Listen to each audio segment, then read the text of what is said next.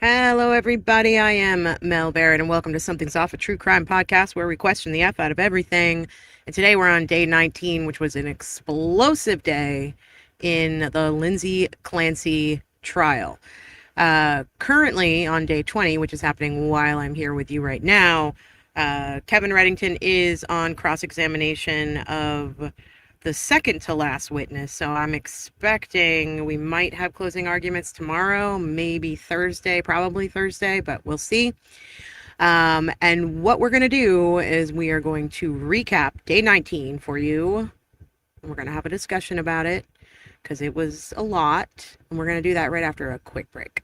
Good morning, everybody. I am Mel Barrett. I'm Rebecca Lavoie, allegedly. I'm smart. Happy Monday, everybody. I am Mel Barrett. I'm Rebecca Lavoie. Happy gay summer, Mel. Happy hump day, everybody. I am Mel Barrett. I'm not humping anybody. I'm Rebecca Lavoie. Happy Saturday, everybody. I am Mel Barrett. Oh, no. I'm Rebecca Lavoie, and my mic is muted. Good morning, everybody. I am Mel Barrett. I'm Rebecca Lavoie, and that's Briscoe. And welcome to Something's Off, a true crime podcast where we swat the haters aside with our astute takes and humor and joy. And the joylessness of those people. Hags.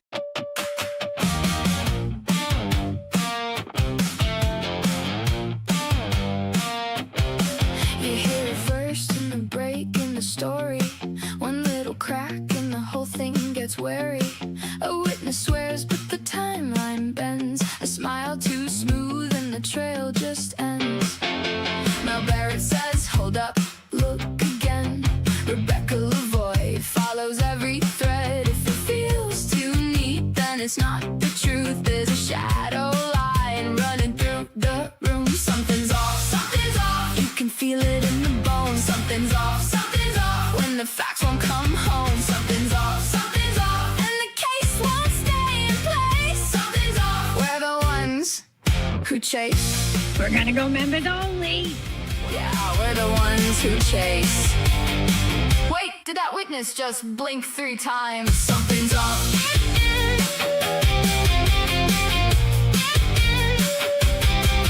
Something's off.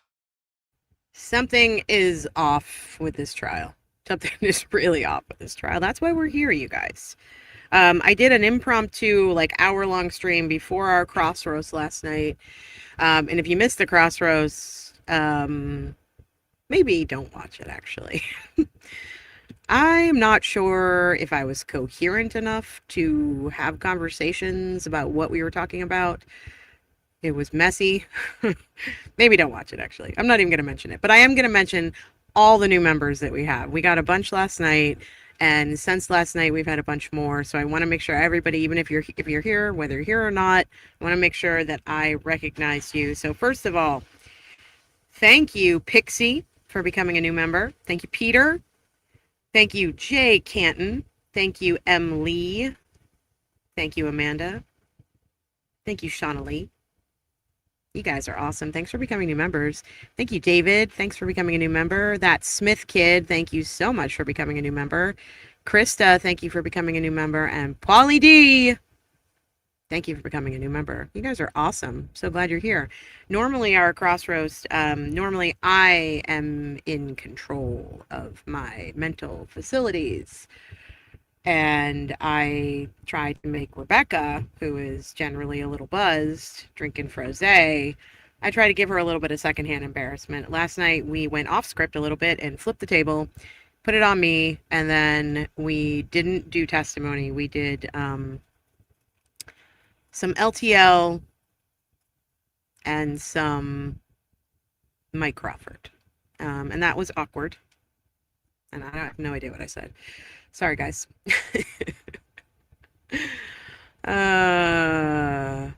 Let's see. Hey, Lady Harlot. Glad you're here. I love when we do later streams. It gives me motivation to do all my chores before we start. I finished cleaning out our guest room before 9:30. Nice. Nice. I had tennis this morning. That's why we're doing a little bit later. And for those of you who don't know, and for those of you who even care, a lot of you know that I had regionals last weekend for tennis, and we won. So we're going to sectionals in September. I will keep you guys updated if you want for tennis. I'm playing tennis. If you don't know, Pammers, hello. Struggle is teal. Hi. Glad I can pop in for a bit on my lunch break. Glad you're here. Good morning, Klutz. Good morning to you, Mallory. Your mic sounds great today. Awesome, because I literally, I just was touching the dial. I wasn't even moving it. I just was touching it, and it seems like it's better now. Um, Tislia, Miracle of Miracles. I actually got a notification this time. What I'm thinking is happening is, let's say you're on your phone and you click notify me, but then you go watch us on the TV or you watch us on your computer and you don't hit notify me on those ones. I feel like probably the way that YouTube works is you have to hit notify me on all the devices. And I think that's the only way that it will actually give you a notification. You have to click the notify me button on the device you're going to watch it on, is what I would say. So I think that's what's happening for everybody. If Dizzy's here, Dizzy, try that. I think that's what's happening for you. Cindy Lou, for some reason my membership was canceled. What? Not from us. We didn't cancel it. It wasn't us. Sorry that happened. Tara says, I wasn't able to be there live, but I just watched it this morning. Quite entertaining. Oh, God. Was I really? I felt like I was talking so fast. Lindsay loves plants. Lindsay says I was on slow-mo. Uh-oh. Oh, God. See, Cindy Lou said, you were hilarious all over the place, but in the best chaotic way. Oh, God. Oh, my God.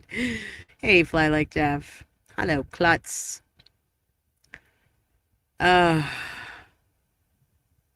Okay. Mal's. Oh, thank God. Just in time for me to duck out of the redirect by the only ADA who could make Lally look professional. Yikes. When you announce a list of new members, it reminds me of the magic mirror from Romper Room. Ooh, I remember Romper Room. We must be around the same age, Christine. Abreast. I will keep you abreast. I love the tennis updates. Let's go, lesbians. Really slow, Lindsay. I was really slow. God, I felt like I was talking too fast. Okay. Mallory said, Mel, any chance we can get a YouTube short from last week's Crossroads of Dever, in which your eagle eyes spot the lesbian in the court audience? That moment was gold. I will work on that for you. I was at 3/4 speed, Fly Like Jeff said. Huh. Okay, you guys liked it. I guess I'll have to do it again. Maybe I'll take like 1/4 of a gummy next time. I took a half a gummy. I was drinking a THC seltzer though, so that probably, liquid gets into your body much faster. It was fun, but the next time I want to do testimony that I know, so that I can be so smart. Or at least I can think I'm being smart. I'm so glad you guys are all here. I know that there are a lot of other channels covering Lindsay Clancy, and I would suggest, if you would like the legal take on Lindsay Clancy, to watch live with Allie and Bob. Well, Bob's in the courtroom, but watch live with Allie and her kid Cameron, if Cameron's on today. They are covering the whole trial, and Allie is doing my favorite commentary of all time, which means she's just basically yelling at the camera and pointing and gesticulating and telling everyone to fuck off. And I love her for it. I just absolutely love her for it. She is my soul twin. But if you're here and you want a little bit more emotion, I don't know if Allie's pretty emotional, but if you're here and you want to talk about psychology and you want to focus on the sanity or insanity defense in this case, and you don't want to talk about the horrible things that happen to the children, you're in the right place. I did, Lindsay. Oh my God. If you guys haven't seen this, Rebecca and I will definitely talk about it on the next show that we're on together, which will probably be Thursday. We'll probably play it. I don't want to play it now because she sent me the link and I want her to be able to share it with you guys. But DePietro is outside of the courtroom, and as Kevin Reddington's going into court, Kevin Reddington actually points him out and is like, you, and goes off on him. And it's like the best thing ever. It's what DePietro, it's a long time coming. I'll say that. Go watch it. It's amazing. Amazing. Yeah. So let's talk about this. This was a despicable kind of moment, I thought. Maybe I'm wrong, but I don't know. I'll see what you guys have to say. Let me see if I can find it really quickly.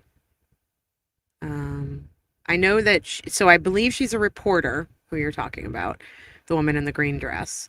And I believe that she did some sort of an interview after court yesterday, and explained what she was doing, but it was just like kind of grotesque, to be honest. I didn't like it one little bit. Let me see. I have a video pulled up, so let me see if I can figure out. I just can't remember. It was in like the most awkward, inopportune time. It was so stupid. Why is it saying it's on a short break? It was in one of those. So basically, the camera has taken to panning across the people in the gallery and the people that are watching. And it's like a slow pan. So you get to see everybody's face. You see Bob, he's right up front with, I'm sure people recognize the people he's with. I do not. I know that Michael from Justice Served is in the courtroom, and I recognized him. But there's this woman in a green dress. Where is she? Let me see if I can ask. Let me see if this one is done enough. Oh, stop it. Where is my ask button, you guys? I hate that. I hate that some videos don't have the ask button. Let's see. All right, let me just see if I can find it. Woman in green dress. Lindsay Clancy. Woman in green dress. I mean, I know. There it is. Ugh.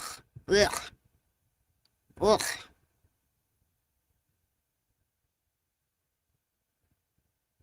So friggin' weird, you guys. Wait till I show this to you. It's so ew.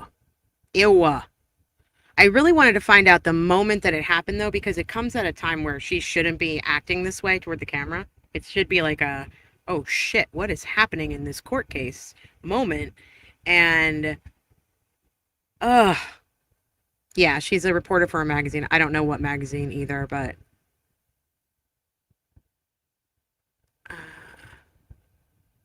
my inner lesbian says, hey, girl.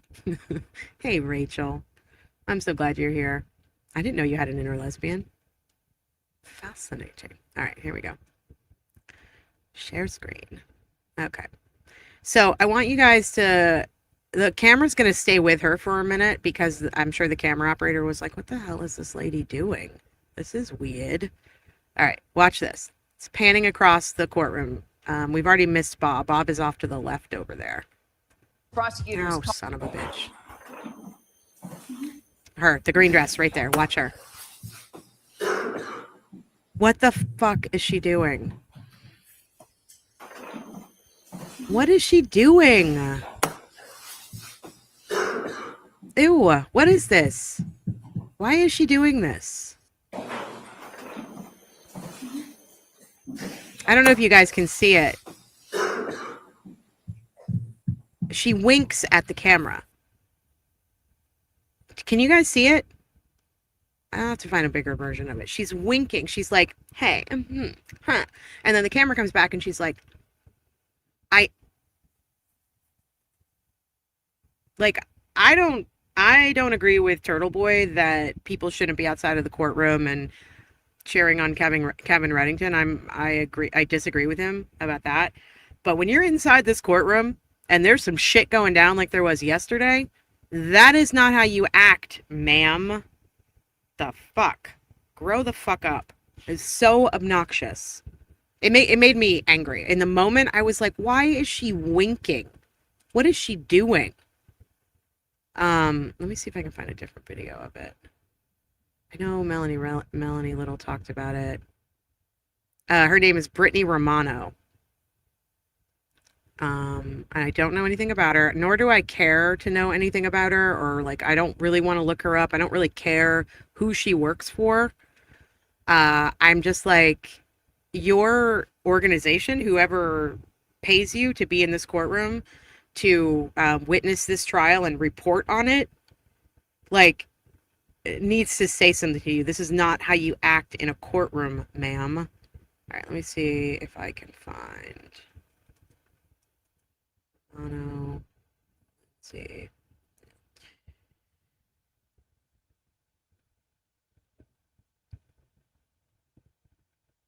Oh my God, this is even worse to me. This is actually even worse to me. Newsweek is reporting that Brittany Romano, the woman in the green dress, who was smiling and winking during the Lindsay Clancy triple murder trial, later revealed that she grew up with Clancy, prompting their interaction. She wasn't interacting with Lindsay Clancy. She was doing something weird with the camera. I don't understand. They had a childhood friendship. She's a New York City-based freelance fashion and lifestyle writer who's contributed to publications like Cosmopolitan, Elle, and Glamour. She's been actively posting about the case on social media. Days prior to the incident, she also faced criticism for posting a smiling selfie with Kevin Reddington. Great.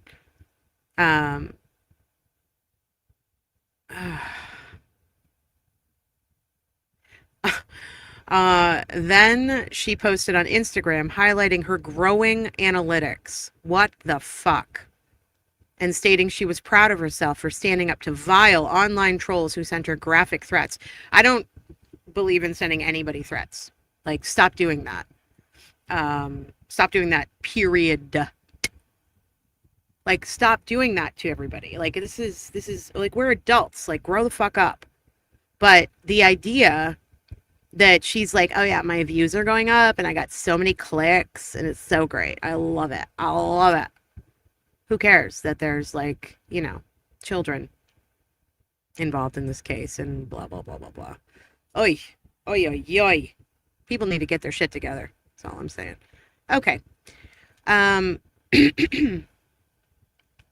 Lady Harlot says, I need the non-legal rage and trauma shield. I mean, I definitely rage here. Yeah. Yeah, Brittany Romano. Ugh. She's absolutely obnoxious.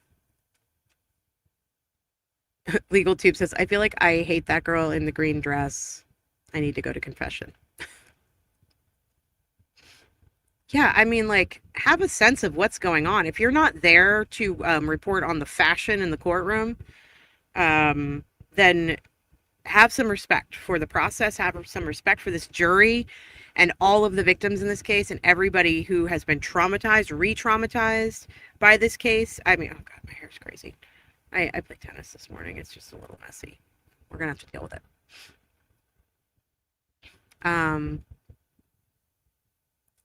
Hey, Mel in chat, just got home from a morning of appointments. This trial has been so long. I know, Amanda. Everyone give Amanda some kudos in the chat. She does our chapters for us, and she's badass. We all should have an inner lesbian. Inside every woman is two wolves, and they're both lesbians. That's probably true. I mean, I think that sounded pretty scientific to me, so. Okay. Let's see. I'm the blonde in the glasses next to her in spirit, not really, looking concerned and shaking her head. Yeah, that woman, I was like, she knows what she's supposed to be doing. I love seeing you on the members live last night, Amy said. Hey, thanks, Amy. I was kind of high. I wasn't very coherent. I don't know if that was great content for everybody, but no, I don't think she knows the camera operator science and sass. I think she was just like, hey, I'm in front of a camera. This is going to be great for the gram. Everyone's going to be like, oh my God, look at that girl in the green dress. She's like winking at the camera. And then I got a bunch of clicks. And here we are. My algorithm. Like, we're all about the algorithm. This is what we do for work, though. We're not in a courtroom winking at the camera and making eyes at the camera person to get clicks. You know what I mean? Maybe, I don't know. Maybe it's the same. Maybe some people think of it as the same. I don't know. Yeah, I think she was just trying to get attention. All attention is bad attention with an anxiety disorder. I'm not saying, wait, hold on. The other Emily said, if someone sent her to report on courtroom fashion, this is disgusting in my opinion. This is not the trial for that. I didn't say they did. I just want to be clear that I'm not saying that's why she's there, but that's what her bio is online, that she does fashion. She reports on fashion.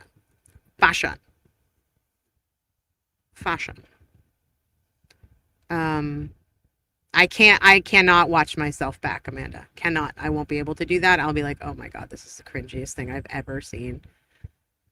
Ugh. Dizzy, did you do the notification? Did you?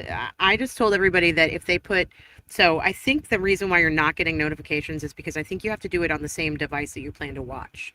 So let me know if that works for you. And if it doesn't, I have no idea. But anyway, okay. Let us get into court yesterday. So yesterday, very big day. Very crazy. Where did it go? Oh, there it is. Sorry, why is my screen jumping all around too? God, you guys, what a mess. I'm a tech mess today. Okay.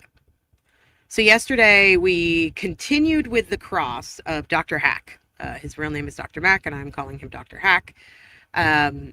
He, I don't know if he was too scared to come back to the courtroom and face Reddington again, but he faux show was on Zoom, and oh my God, it's awkward. So Reddington continues with his cross-examination, and I'm going to give you guys a spoiler here. Sorry, spoiler alert if you want to go away for like 5 seconds. The very last thing Kevin Reddington says on his cross-examination is, I don't care. That's how he ends. I don't care. I don't care. And he just like slaps his notebook shut and walks. I love him so much, and that moment cracked me up, and it's how I feel on the inside, so I get it. But he is not here in person, so this is going to be stilted, you know? But it'll be okay. It's only the first part of the day, and then we get into the testimony of their second expert witness, who is a forensic psychologist, I believe. And there are some moments where we'll get into it. Let's start this though. Continue with the Commonwealth's rebuttal.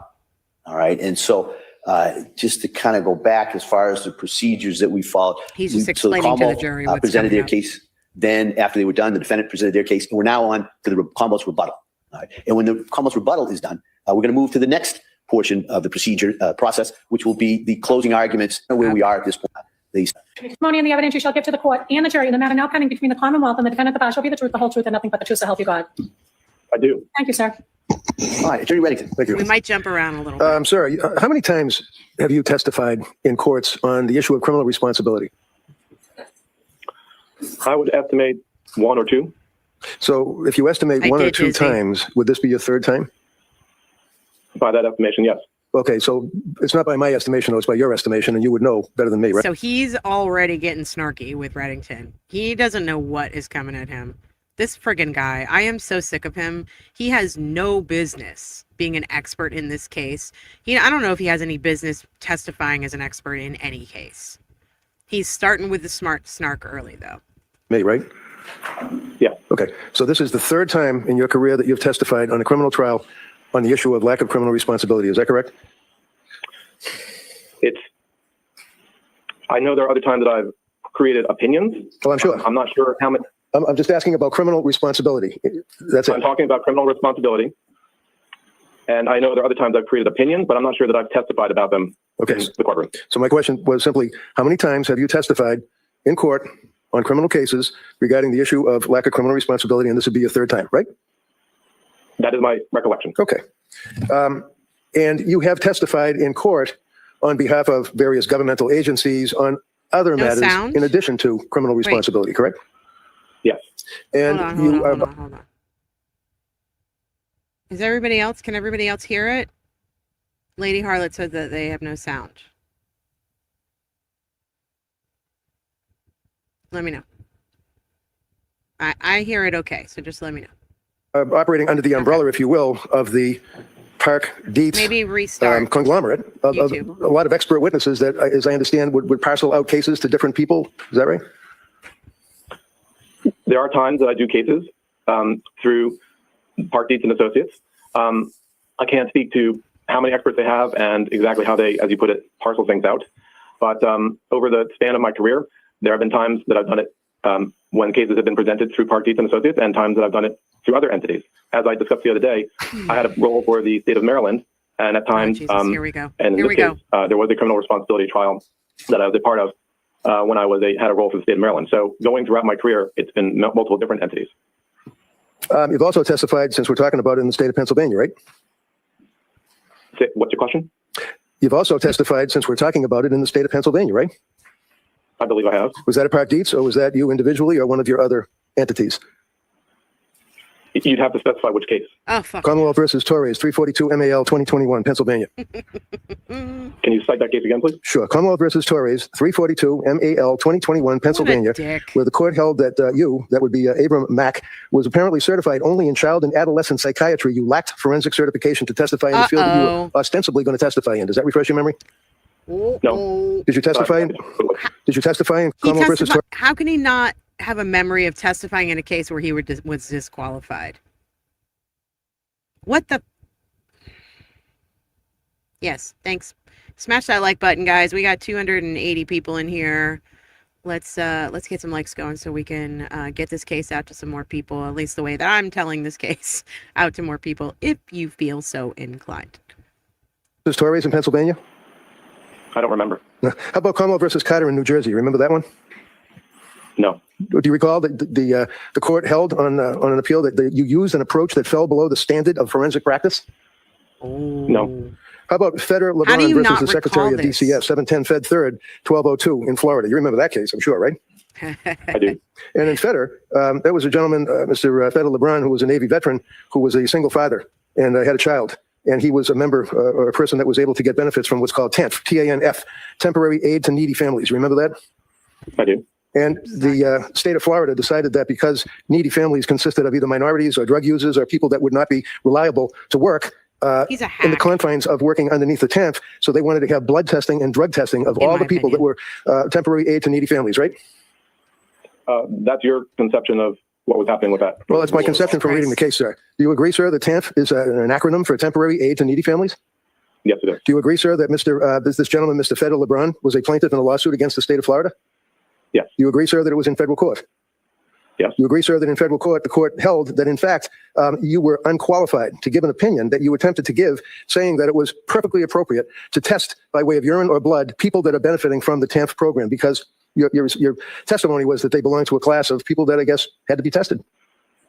Right? I don't agree with your conceptualization. Okay. So the court ultimately ruled that your argument, your testimony on behalf of the state of Florida, the government, and you indicated that TANF benefits, applicants for TANF were people that were involved with drug use, violence, and higher rates of suicide. Remember those words, those three words?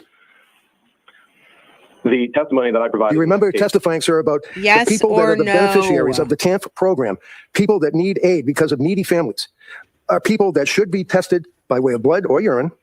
And your argument, sir, was because they are of a class that would be more likely to commit a crime or have suicide or drug use. Did you testify to that?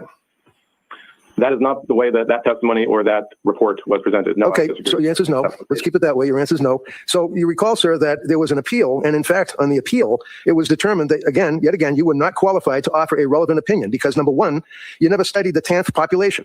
Recall that? No, that is not the correct conceptualization. Says you.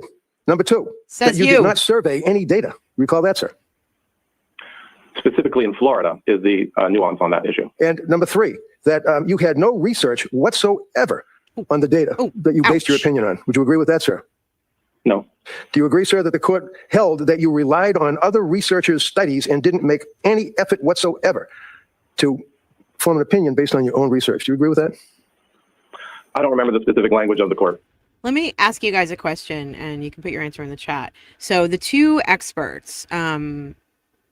Hack here, and then the next expert, I can never remember his name. Hold on, I'll pull it up. Kirk Heilbrunn. Kirk Heilbrunn. He's a PhD, forensic psychologist. And this guy, Dr. Hack, they both came... Basically, we've been talking about this situation with Park Dietz, which is an expert. It's like a place you would call to get an expert, and then you'd tell the person about the case, and they would go, okay, let's see who we have that could be qualified for that case. And then they reach out to Mac, and they reach out to Heilbrunn, and they say, hey, we have a case, can you take it? So it's basically like Park Dietz is the overall company, and then they sort of, hire out. In what world, in what Commonwealth, why did these prosecutors contact Park Dietz? Now, if you were here on Monday, yesterday, at our 8 a.m. show, you would have heard from Rebecca that the controversy with Park Dietz is that in the Andrea Yates case, which is probably the closest to this case that we've discussed on this channel and in history, Andrea Yates case, she was found responsible. She was found criminally liable for unaliving her children. It was later overturned. And one of the reasons why her conviction was overturned is because Park Dietz testified for the prosecution in that case. And Park Dietz was a consultant on Law and Order, the television show. And he testified in the Andrea Yates case that an episode, let me make sure I get this right. Hold on a second. I want to make sure I get it right. I don't want to mess this up. Hold on. Park Dietz, Law and Order. I had it in my head, but maybe I'm still a little bit high. You high, Clarice. So he was a consultant on Law and Order. So the prosecution retained him, and he was a technical consultant for Law and Order. During his cross-examination, so when he was being crossed by the defense, Andrea Yates' side, he testified under oath that shortly before the drownings, and this is what it is, I remember now. Shortly before Andrea Yates unalived her children, an episode of Law and Order had aired depicting a woman who did the same thing in a bathtub and was acquitted by reason of insanity. Okay, so then she was convicted because they had convinced the jury that she watched this Law and Order episode and she was like, I could do that, and then claim I'm insane. And so they're saying that she saw that episode and that's why she did what she did. Her conviction was overturned because Dietz lied. That episode had not aired by the time it aired after Andrea Yates did this. And so the thing he's most known for, Park Dietz, that's the guy's name, the thing he is most known for is lying on the stand to get a woman convicted of unaliving her children and not saying that she was insane. Now, we all know Andrea Yates has chosen on her own to stay in a mental health facility because she doesn't feel well. And this was probably one of the earliest cases of postpartum psychosis. So these two guys, these two, Heilbrunn, is that his name? Heilbrunn? I got it wrong again. Yeah, no, I got it right. Heilbrunn and Dr. Hack both are contracted out from Park Dietz. Why would the Commonwealth? Is it just because it's like a vending machine of experts? Like, do they just go, hey, Park Dietz, we need this and we need this. You got anybody? And then they go boop, boop, boop, boop, boop. And then Mac comes out the tray at the bottom of the vending machine. And then he goes and spends a couple of hours with Lindsay Clancy 3 years later, and then tells the prosecution what they want to hear. So, but my question is, why did the Commonwealth go to Park Dietz? Of all places, they couldn't find any experts. They couldn't find any experts in the Commonwealth of Massachusetts to testify for them. That should tell you a lot right there, that they had to go like contract out. But I would love to know your opinion. Why do you think that they did this? I know, I can't believe the Commonwealth hired these idiots either. Yes, Park Dietz is an agency, but Park Dietz is the person, is also a person. Park Dietz is a human being, and he is an expert witness. Let me see. I will give you his bio. Park Dietz. Okay. Park Dietz. He's old. He was born in 1948. He's one of the most prominent and widely recognized forensic psychiatrists in the United States. Over a multi-decade career, he has consulted on many of the highest-profile serial murder, mass casualty, and criminal insanity cases in modern American history, while also serving as a major technical consultant in Hollywood. Education, Cornell, Johns Hopkins, and he is also a professor of law and behavioral medicine. He has a consulting firm. He is the founder of Park Dietz and Associates. Okay. So let me tell you some of his cases. Hinckley, Dahmer, which is interesting because Resnick, so he would have been, I would assume that he was on the prosecution side as the expert for Jeffrey Dahmer. And I believe Resnick was on the defense's side. I could be wrong about that. He also did the Unabomber, Susan Smith, Andrea Yates, DC Snipers. So it sounds like Resnick and Park Dietz were on several cases, either together, working together, or on opposite sides. So, no one should be hiring anybody from this agency.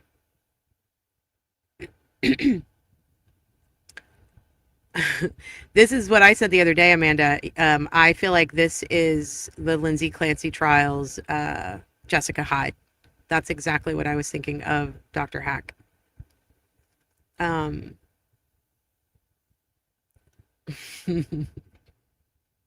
Every time I hear Park Dietz, my brain screams, Dietz nuts, at me, and I couldn't be alone with that anymore, so I'm telling all of you, thank you. That's what I will be thinking now going forward. Thank you, Lady Harlot.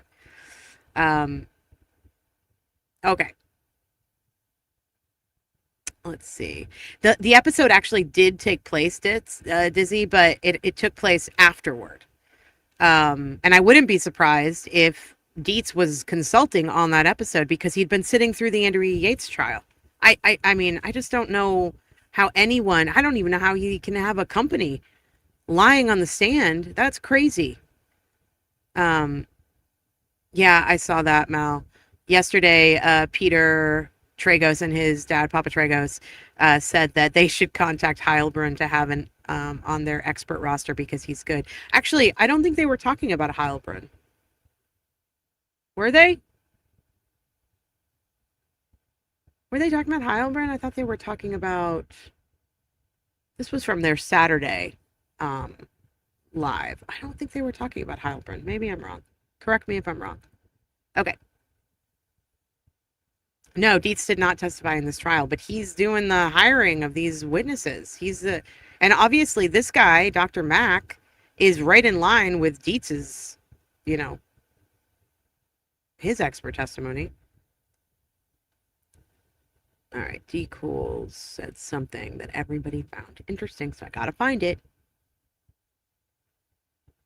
Maybe any malingering experts don't agree with Yeah, I think that's probably very true, D. Cools. I think the problem is they couldn't find experts that agreed with them. Because the other interesting thing, and you're going to hear this when we get to Heilbrunn and this guy, Dr. Hack, they disagree on her diagnosis. So it just shows you how difficult it is to figure out what is going on with a human being in the world of mental health. We've had, what is this, the fifth or sixth expert witness about mental health and psychology, psychiatry, not to mention all of the witnesses the Commonwealth brought on who actually treated Lindsay Clancy, and nobody can come to a consensus. And they all are speaking in concrete, it feels like. And so this is terrifying to me that this is how there isn't like a standard, we don't have standards for mental health. And that's kind of scary. Okay, let's get back to the testimony. Okay, so basically what Reddington is doing here is he brings up 3 cases. So you just saw him. Hold on, I got to get to the cases. Okay. So he brings up Commonwealth v. Torres. He brings up State v. Carter, so Commonwealth v. Torres was Pennsylvania. State v. Carter was New Jersey, and LeBron versus Secretary, Florida, DCF. So he was basically disqualified in those 3 cases as an expert witness. What? And And then Reddington goes over again that Dr. Hack and Dr. Heilbrunn traveled to Tewksbury State Hospital together. They met, well, there's some confusion because I feel they didn't travel together. Like they didn't literally travel in the same car together. They met in the waiting room at the hospital, but they have talked about their testimony. They've talked about their reports. They've read each other's reports. They're all allowed to do that because they're expert witnesses. But there was some, let's see. Yeah. Let's get into 146. 146. Okay. Let's get into this testimony. Bert. I can't hear you. I'm sorry. Sir. It's in the person suffering from is report, Dr. Resnick, that Zeisel report you don't know or recall. First practitioner Would be used. That would be a diagnostic question. So he's doing this thing. He did this thing all day with Reddington again, where Reddington would ask a question and he would hem and haw, and he would be like, "I'm not sure." He's basically trying to tell Reddington that he doesn't understand even the question that he's asking, and it just gets real uncomfy here. Real uncomfy. Approachables. I wonder if Jess will stop by in the chat again today. She was here the other day. I guess someone sent us a clip. I guess someone shared they clipped our members only, and they shared it with Jess, I guess, or maybe J7 did. I don't really know. And this woman was like in Jess's call-in show complaining about how Rebecca and I are mean girls. And I'm just going to take a little break here from the trial just to talk about this. I don't really want to talk about it, but I'm going to talk about it. It's all a little blown out of proportion. I can tell you the history of this is Rebecca and I have been covering the Karen Read trial. We started covering the Karen Read trial together during the second trial. So 2024. Is that right? Trial was last year, 2024 into 2025. And we have discussed this before. We saw the interaction that happened between Grant Smith Ellis and Jess Machado outside of the courtroom, and I was very uncomfortable with both of those people when that happened. And I was like, nope, don't want to have anything to do with them. And then Rebecca made some kind of comment on Twitter about maybe Jess Machado's decorating style in her house or something like that, and Jess Machado took great offense to that. And then there were other back and forths whenever Jess Machado would tweet out something that was homophobic or racist or whatever it might be, allegedly. And Rebecca would be like, "This is not okay." She would say something, right? So Rebecca and Jess had this thing. They were like going after each other a little bit online. Then when Rebecca and I started the YouTube channel, Jessica's immediate reaction was to misgender me, call me a boy, call me a man. She could only make fun of the fact that I'm a libtard, that kind of thing. And I tried for a very long time to give her the benefit of the doubt. I even praised her when she testified in the TRO hearing for Turtle Boy, talking about the way she talked about journalism. I thought it was really important. I tried to sort of play nice, and I'm not saying that I'm not playing nice anymore, but I am not. I think that what Rebecca and I are doing is we are calling out bad actors when we see them. And I think that Rebecca has decided she's not going to hold back on that anymore. And if somebody does something that is homophobic or racist or xenophobic or misogynist, I'm going to talk about it. That's what we do here. There's nothing wrong with that. If we dip into like making fun of people, I think it's a coping mechanism, to be honest with you. But it's sort of a back and forth. And I said this the other night when we did our members only, and we were talking about, Rebecca was showing me some of the clips. I think we did it over the weekend, like on Saturday before I had sectionals. And I'm still trying to show some empathy with Jess Machado, and I'm hoping she's one of those people that recognizes what's going on and can change. And I said that. And so people, I guess, have a difficult time with confirmation bias. I think that's what it comes down to. So if her bunnies come over and they listen to what we're saying, and then they report back to her like, Mel's trashing you, blah, blah, blah. there's a lot of confirmation bias. Some of it is true. Some of it is we're, doing commentary on people who are public figures, right?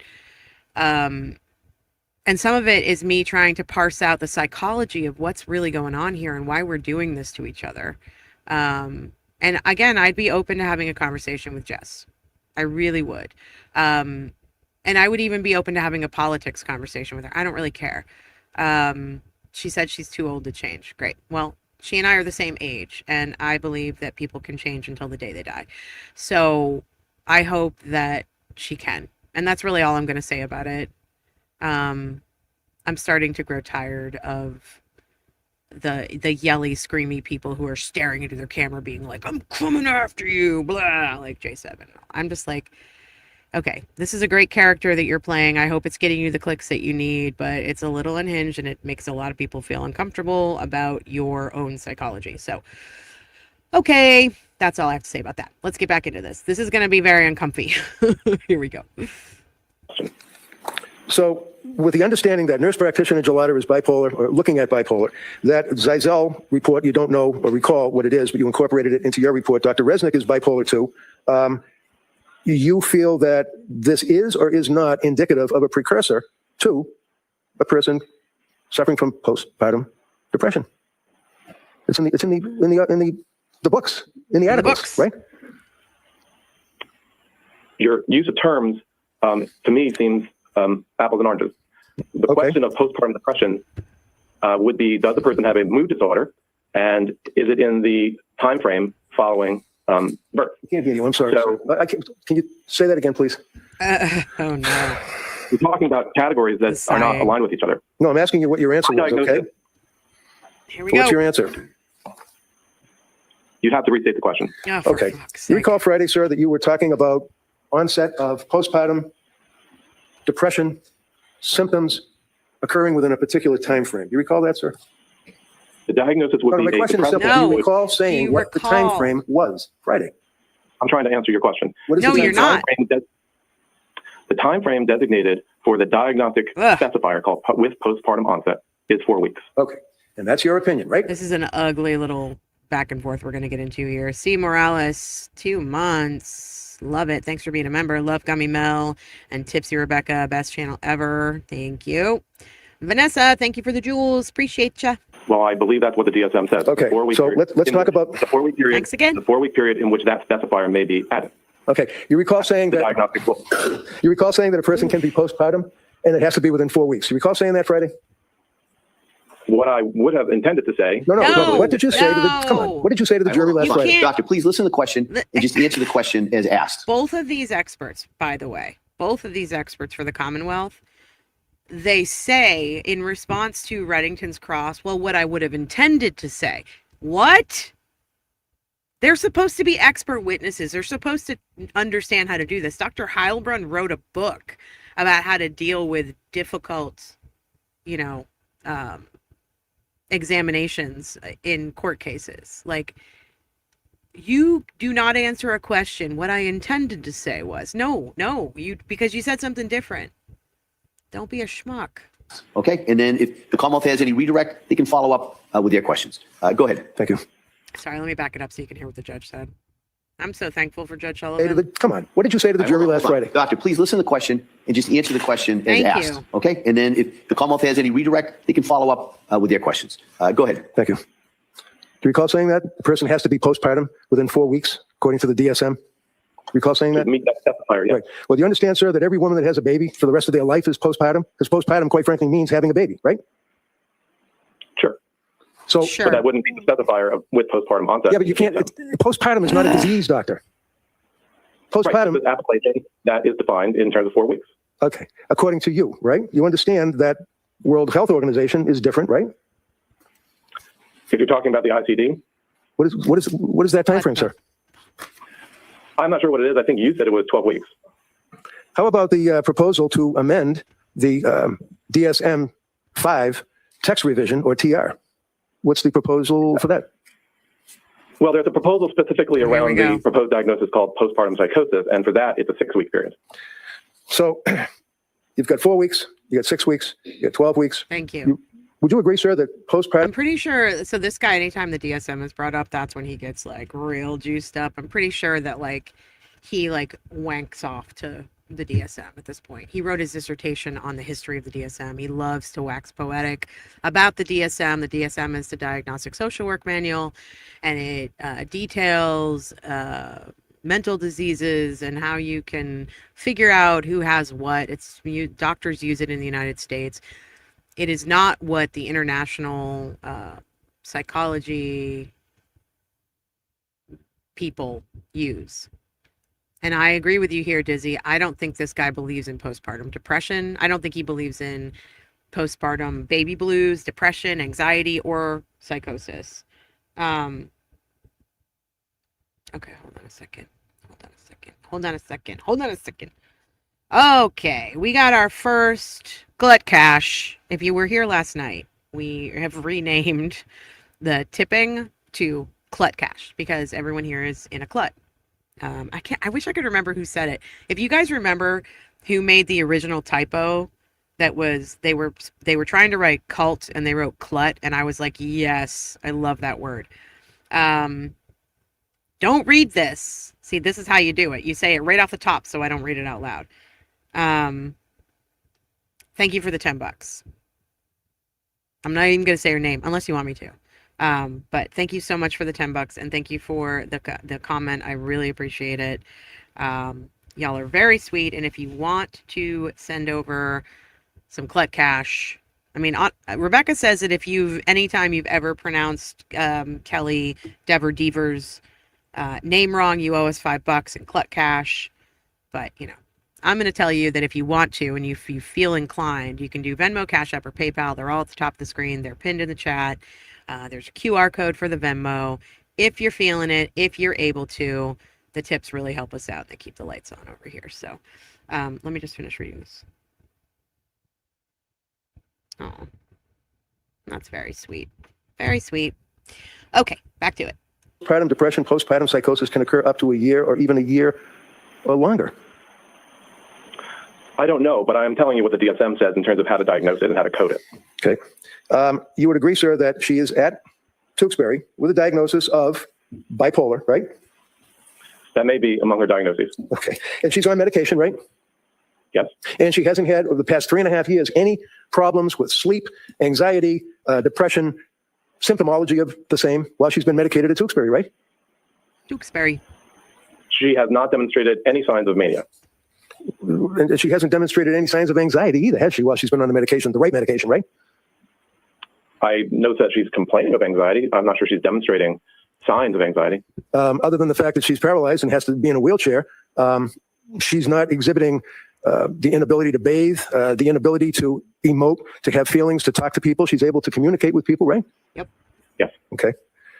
Look at that, a yes/no answer. Wow. Do you know what medications that she's on while she's at Tewksbury?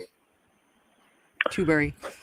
She's taking, I think we discussed this the other day, a low dose of Zyprexa, I believe clonidine and trazodone, and propranolol occasionally. Okay. Now, after you had a chance to review the medical records from Dr. Tufts, which would be from end of September of 22 up through October of 22, for example, initial prescription, right? Be right back, guys. I've reviewed all the records from Dr. Tufts, yes. And you recall what the first prescription was that she got, right? Sertraline? And that would be what, 25? Yes. Was that increased? It was. And was there an issue or a problem, according to Lindsay, when that was increased from 25 to 50? Yes. And what was the problem that she indicated to the doctor? She wanted to sleep, but she was finding it hard to sleep. She was unable to sleep for a period in excess of 48 hours, is what she said, right? I think it was at that point, yes. And also, she indicated that there was, in her opinion, a symptom that she didn't really have a need to sleep, even though she had gone 48 hours without sleeping, right? No, she wanted to sleep. Well, would you agree with me, sir? She was tolerating, she described that she was tolerating during the daytime and functional sufficiently without the sleep, but she found that she was trying very hard to sleep and she couldn't sleep. And do you recall her indicating that she did not feel, regardless of 48 hours straight without sleep, that she had a need? She said she didn't feel like she had a need to sleep. Did you see that in the records? Well, I'm not sure that it would be characterized that way. Did you see? Okay. Did you see anything in the records? All right, one at a time. Go ahead, Mr. Rankin. Did you see anything in the records that indicated that she complained of the fact that she had gone 48 hours without sleeping after she was on the sertraline and then felt that she did not need to sleep, even though she'd been without for 48 hours? I don't exactly recall what was written by Dr. Tuff, but she described to me that in that period. Doctor, I'm asking you about the medical records, not what you think she told you 3 years later. The medical records. The medical records review the fact that she was not able to sleep. And would you agree with me that one of the symptoms, sir, that you would be concerned about as a psychiatrist is when a woman who is postpartum, after having a baby, is complaining of a number of symptoms, one of which is that she went a long period of time unable to sleep, but didn't feel that she had the need to sleep. That's textbook, isn't it? Well, the DSM textbook refers to a decreased need for sleep as the 7th element of mania. Okay, so that is an indicia of mania. Can I get that out of you? The way it's written is a decreased need for sleep. Okay. I don't know. And then the medical. Trying very hard. Oh, jeez. Oh, jeez. I think she desperately wanted to sleep. Is that what you think, sir? Or is that what your opinion is based on the medical records? It was Rosie. That is my understanding based on the totality of the information. Rosie says that they are responsible for CLUT. Thank you, Rosie. Is it your understanding that she also exhibited signs or symptoms of postpartum depression? So to the extent that she had depression in a period after having had a baby, that is not how DSM would refer to it. But as you said, everybody would be postpartum in that regard. So my opinion is that she had major depressive episodes in this year or within 2 full days of testimony with this guy. And at the end of it, what we understand is that he doesn't believe that women suffer postpartum the baby blues, depression, anxiety, or psychosis. They're just a little depressed. They're just got a little bit of general anxiety disorder. They're a little depressed, major depressive sometimes. Ugh. Hate 4 or this 5 guy. months following birth. Sir, you're familiar with the postpartum psychosis. You're familiar with that, right? So there's the concept of having psychosis. Are you familiar with postpartum psychosis, sir? Yes or no? I'm familiar with a proposed diagnostic entity called postpartum psychosis. And the idea that people can have psychosis as a mental disorder at other times. You're familiar with the Department of Mental Health in Massachusetts, right? Yes. You're familiar with the funding of the Department of Mental Health for the Massachusetts Child Psychiatry Access Product. You're familiar with that, right? No. Called the MCPAP that focuses on postpartum psychosis and postpartum depression. Are you familiar with that, sir? No. Would you agree with me that when a person has a child and is within the postpartum period, that they may present to a doctor with symptoms that might lead the doctor to believe that they are suffering from postpartum depression? Would you agree with that? I'm not familiar with that particular program. I'm happy to. Right. I know you're happy, but I'm just asking, sir, about postpartum depression. Forget the program. You're not familiar with the program. We get it. I know you're happy. Lindsay, I was thinking this as you were typing it. This man should be banned from treating anyone with a uterus for all time. This guy is the poster child for what's wrong with the mental health industry in this country. He has one manual that he's working from, and that's it. He doesn't want to hear about anything else. He doesn't want to study anything else. He doesn't want to hear from anyone else. He is so black and white in his thinking, which you can't be about mental health. It's like he has the hardest time he doesn't even want to say the words postpartum. He doesn't even want to say those words. He's always like the period after giving birth. Sir. I'm asking you now, sir, about your familiarity with postpartum depression. Yes. Okay. And there are symptoms of postpartum depression. Fair to say? Postpartum depression. Are there symptoms, sir? Yes. I am familiar. Okay. And forget the DSM. Let's just focus on the symptoms as you understand it for postpartum depression, which according to you has to occur within the first 4 weeks of birth. But quite frankly, it could be 6 weeks, it could be 12 weeks, it could be a year, right? Right. You said forget the DSM, except that making diagnoses in psychiatry requires an authority, and we utilize, in this country, the DSM. Maybe we shouldn't? Next question. So you're familiar, sir, you're not familiar with MCPAP from others in Massachusetts. You're not familiar with that subsidiary of the Department of Mental Health, right? No. Are you familiar with the Department of Mental Health postpartum psychosis provider training? In other words, what the LISCWs are learning and what the psychologists or psychiatrists working for the DMH are learning about postpartum depression, postpartum psychosis. Are you familiar with those standards? No. How about the Edinburgh postnatal depression scale? We talked about that Friday. You're familiar with that, sir?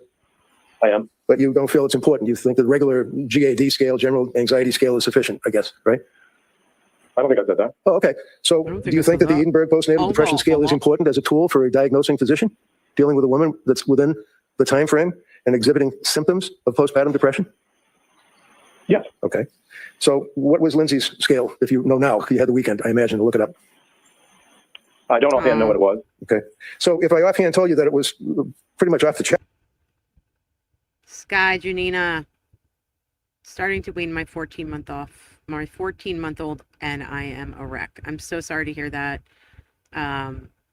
Yeah, thank you for saying this. Sky says, PSA, postpartum is longer than 4 weeks, biologically, scientifically, hormonally. Thank you for saying that. I am not a biological mom myself. I am a bonus parent. I'm a bonus mom. So I don't know what you're going through. I am sure, based on what I've gone through with hormones in menopause and after having a hysterectomy, I can only imagine what you're going through, but I'm sure that there are some women in the chat who identify with what you're going through, and everybody just throw a little support Sky's way. That's all I can say. The chart, would that have any impact on your opinion as to the utility of the postnatal depression scale that was administered to her? Why is she standing up? No, sustained. I mean, overall, yes. Sorry. What did she say? And your opinion as to the utility of the postnatal depression scale that was administered to her? No, sustained. I mean, overall, yes. Objection to the Sorry. form of the question, she said. Objection to It's a the scale form that of the elicits distress, question. which she had. Shut and up, it elicits prick. depression, which she had. And it's not just limited to distress and depression. It's focused on, and again, I'll read it, the Edinburgh postnatal depression scale, right? Right. There's So no, the answer's right. Right. a diagnosis of depression. No, you She was get being treated for that's All right. not So the you, in any event, you don't question. utilize apparently the EPDS, right? You don't utilize it in your practice, whatever that may be.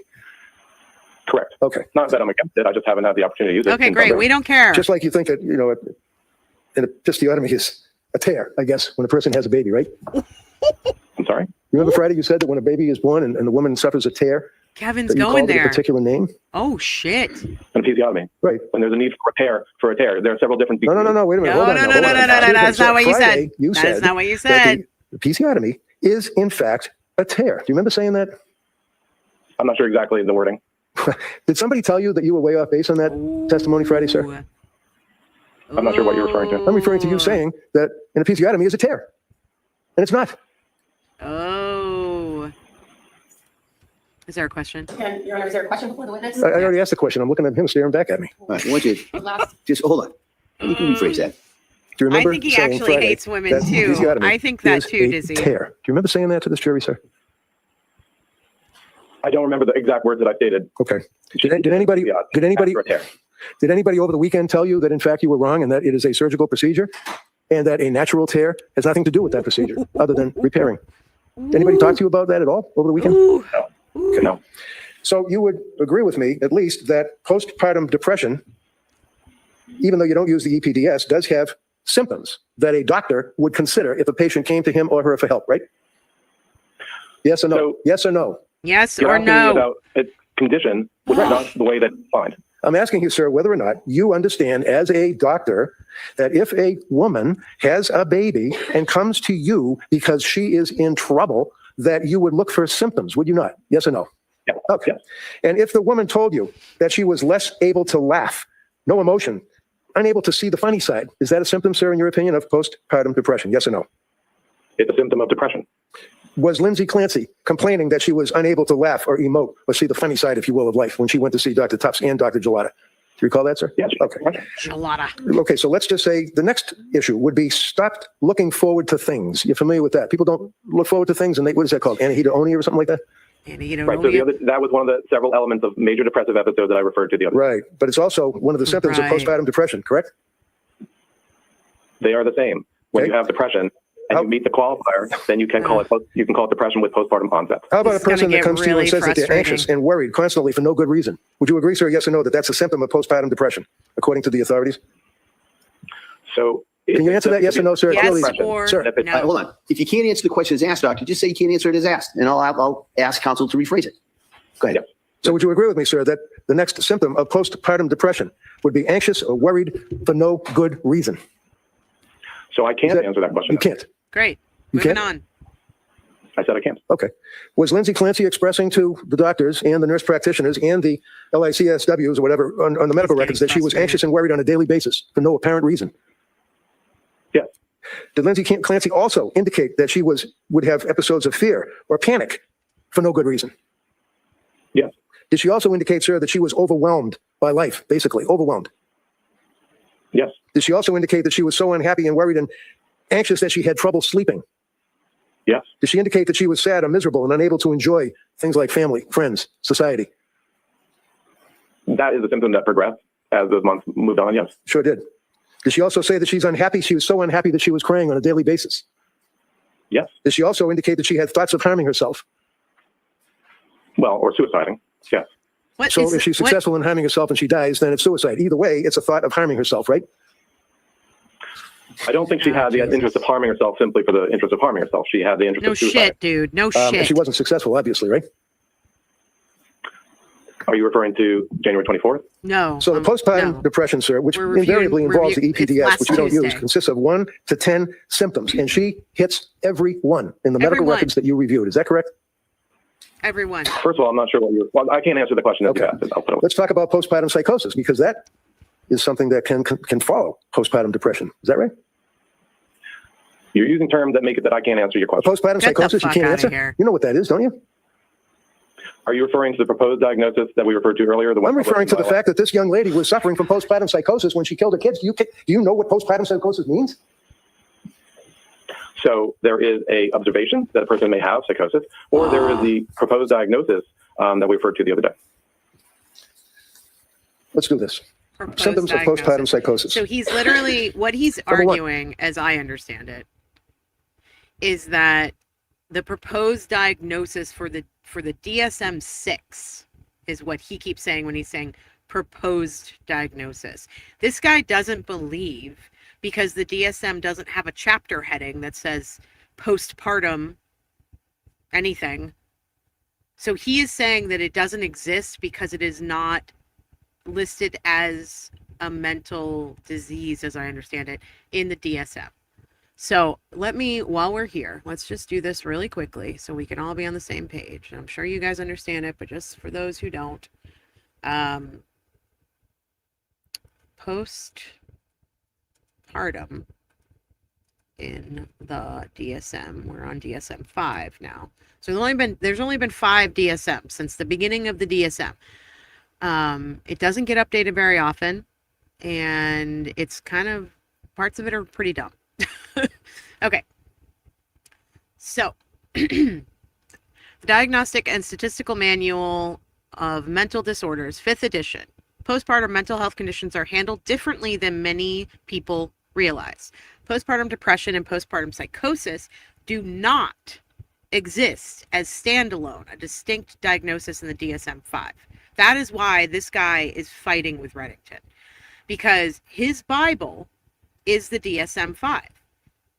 And because Kevin Reddington keeps saying postpartum psychosis as if it is a standalone, distinct diagnosis in the DSM-5. That is where, if I had to get into his thumb head, Dr. Hack is coming from. It's because Kevin Reddington keeps saying postpartum psychosis as a diagnosis. And he's saying there is no such thing. There might be a proposed diagnosis in DSM-6, which is not out yet. So he is trying to get Kevin Reddington to differentiate between the two things. He is basically disagreeing with the fact that Kevin Reddington keeps saying postpartum psychosis diagnosis, right? So it's a classification, as far as I understand it. The DSM-5 classifies these conditions as primary mood disorders modified by a specific diagnostic add-on known as a specifier. That's where it's getting confusing and complicated. I'm sure the jury is just like, what the fuck, you guys? The official classification with peripartum onset. Rather than creating separate disorders, the DSM-5 uses the specifier with peripartum onset. This specifier can be attached to several primary mood diagnoses. So, major depressive disorder, bipolar 1 disorder, bipolar 2 disorder, brief psychotic disorder. Now, I don't understand why she doesn't fall. If they want to call it this way, if they want to say she developed postpartum psychosis as a classification of a brief psychotic disorder, that's still in line with having a psychotic episode. But the problem is they're complicating matters because they are deciding, and by they, I mean Dr. Hack here, and I think Dr. Heimlich maneuver, whatever his name is, they are deciding that postpartum only lasts up to 4 weeks after birth. Postpartum depression or symptoms, classifications of postpartum only last for 4 weeks. And this is because they have dicks instead of uteri. Because they don't understand that postpartum can last, like Amanda's OBGYN said, up to 3 years. So, unfortunately, the reason why this is like such a push and pull is because this guy doesn't believe in postpartum psychosis. He doesn't believe in postpartum anxiety, depression, baby blues, or psychosis. And he won't believe in it until the DSM-6 comes out if they put it in as an actual diagnosis. It's obnoxious is what it is. And I'm bothered because I have a feeling that these two women, Frick and Frack over here, I have a feeling they agree with him. I think they agree with him. As women, they should be ashamed of themselves.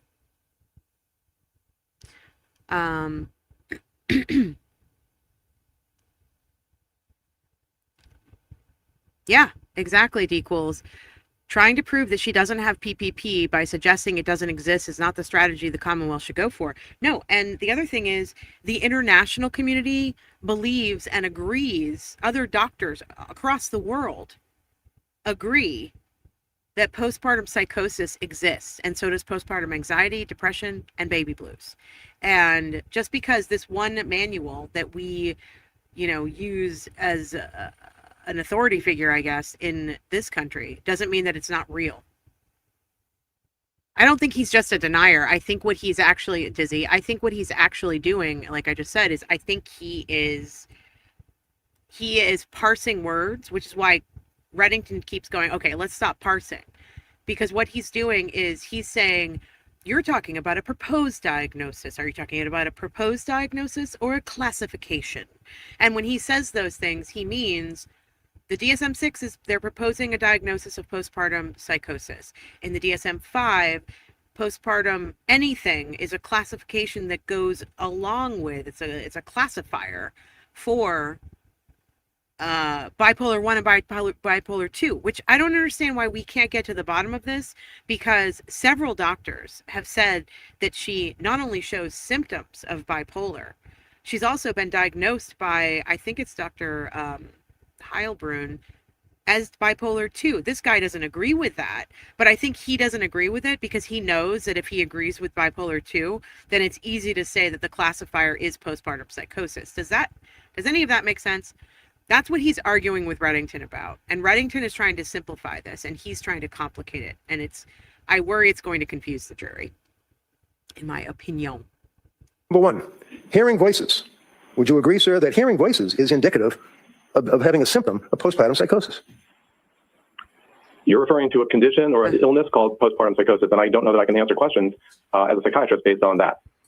Would you agree, sir, that when a person is suffering from postpartum psychosis, you understand that term, do you not? When we elicit, do you understand the term postpartum psychosis? It's real easy. Yeah. Do you understand that term? It's actually not easy.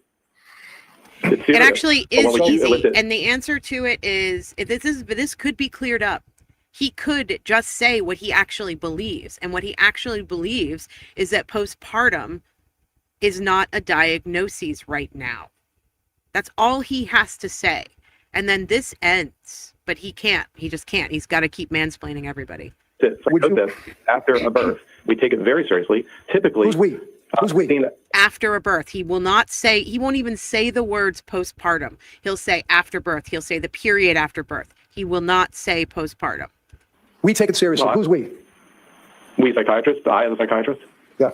So would you agree with me, sir, that when you are diagnosing, if you do, a patient that's coming to you for help after having a baby, so it's postpartum, and has been through, let's say, postpartum depression, and is now complaining of hearing voices or a voice commanding her to act, that is a symptom of postpartum psychosis, yes or no? Is it? That would be psychosis. I don't know exactly based on your hypothetical as to whether it would count as the proposed postpartum psychosis illness. He's not. He does. It doesn't have to count as the proposed diagnoses. You jackass. It can count as. I just read it out to you guys. It can count as a classification of with peripartum onset, meaning the period after birth. Jackass.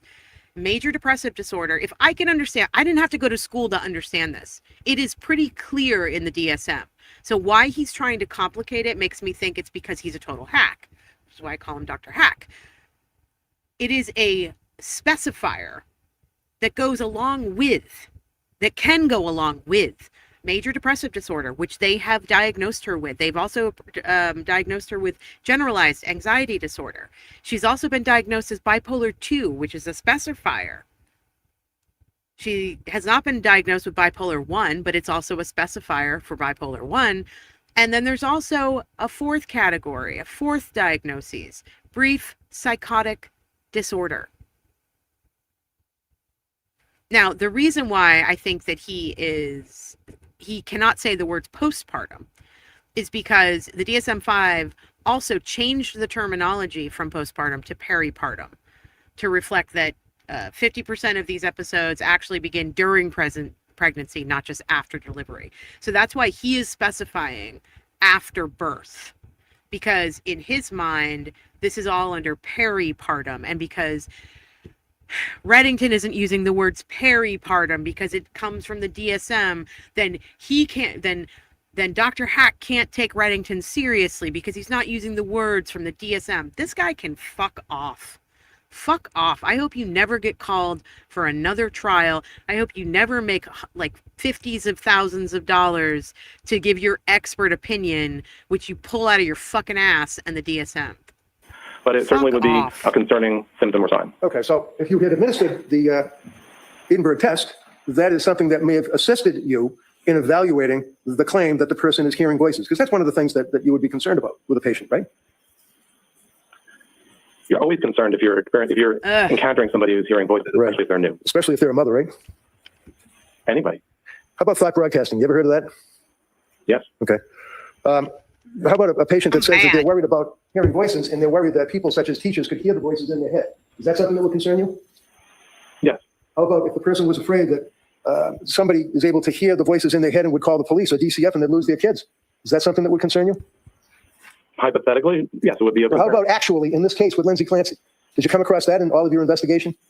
This fucker. I came across in my evaluation a period where she worried that people could hear what she was thinking. That's different, first of all, from thought broadcasting. But in either event, as I said, she was in a serious psychiatric state and she was suffering. How about number 2, postpartum psychosis symptomology, delusional beliefs with distorted reality? Did she complain to Tufts or Gelada about having distorted reality being disassociated? Things weren't real. Yep. Do you recall coming across that? So there were times that in the context of some of the medications she was taking that she felt that things weren't real yet. Okay, so my question, sir, is whether or not she complained of that to her health care providers. You'd agree with me that she did, right? Yes. Okay.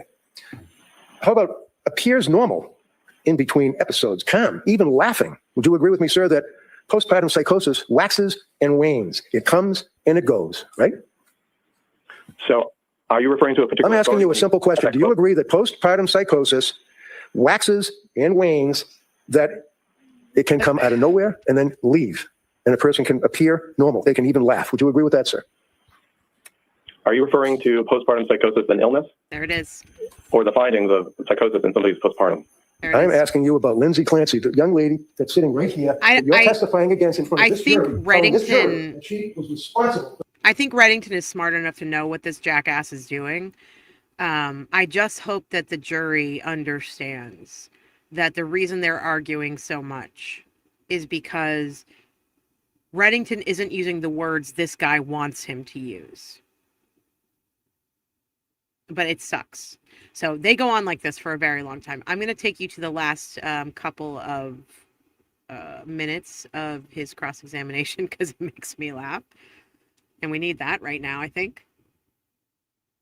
Who was a doctor dealing with a postpartum depression or postpartum psychosis? Sorry, let me testing, right? With the narcotic. About he also picks apart that Reddington keeps saying narcotics, and these drugs aren't considered narcotics, and he's trying to. I think this guy just thinks that Reddington is so beneath him that he can't even believe he has to answer these questions. I liken it to when tech bros go in front of like Congress to testify, and Congress has no friggin' idea what they're talking about because they're a bunch of like boomers, Luddites. And I'm not making fun of boomers here. I'm literally saying a generation who doesn't understand tech the way these young like tech bros and tech girls, understand it.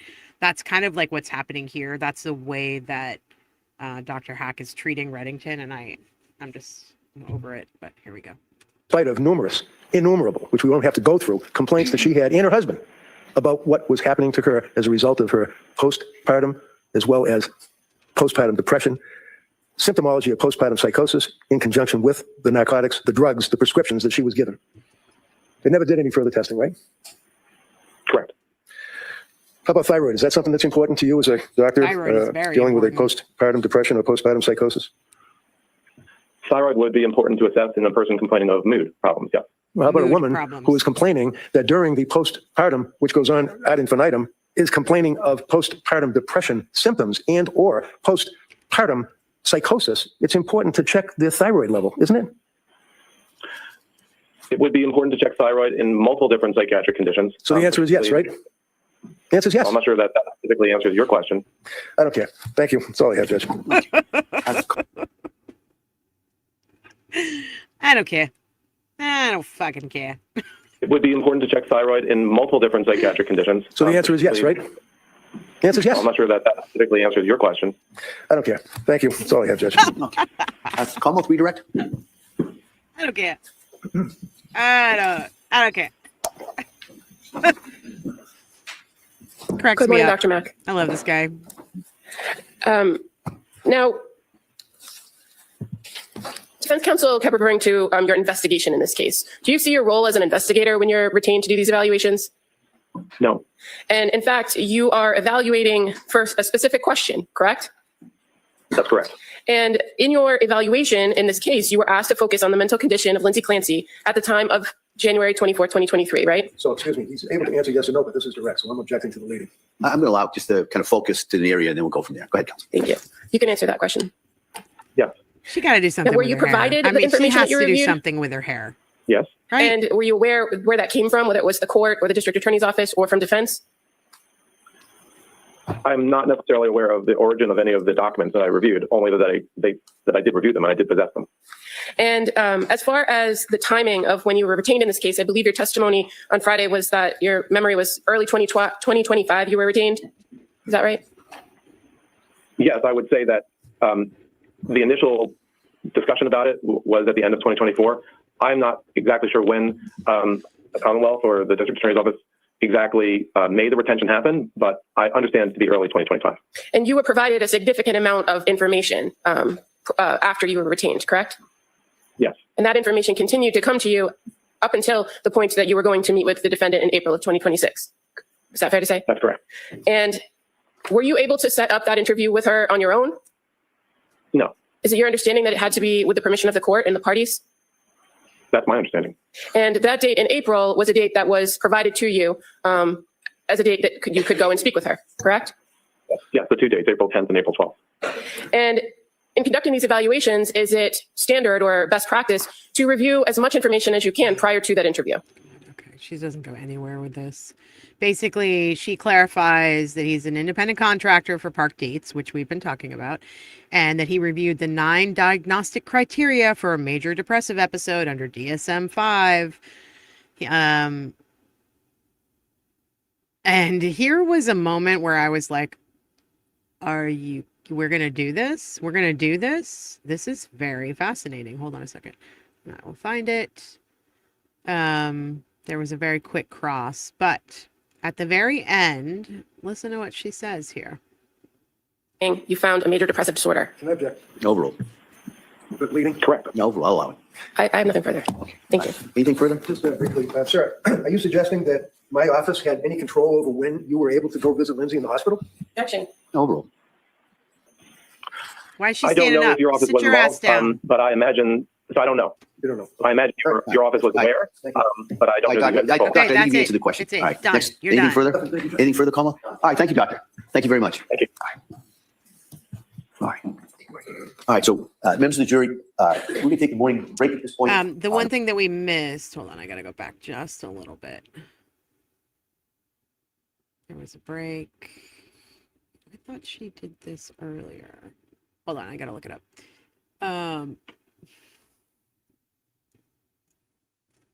What's her name? Buckingham. Frick. Enter the psych.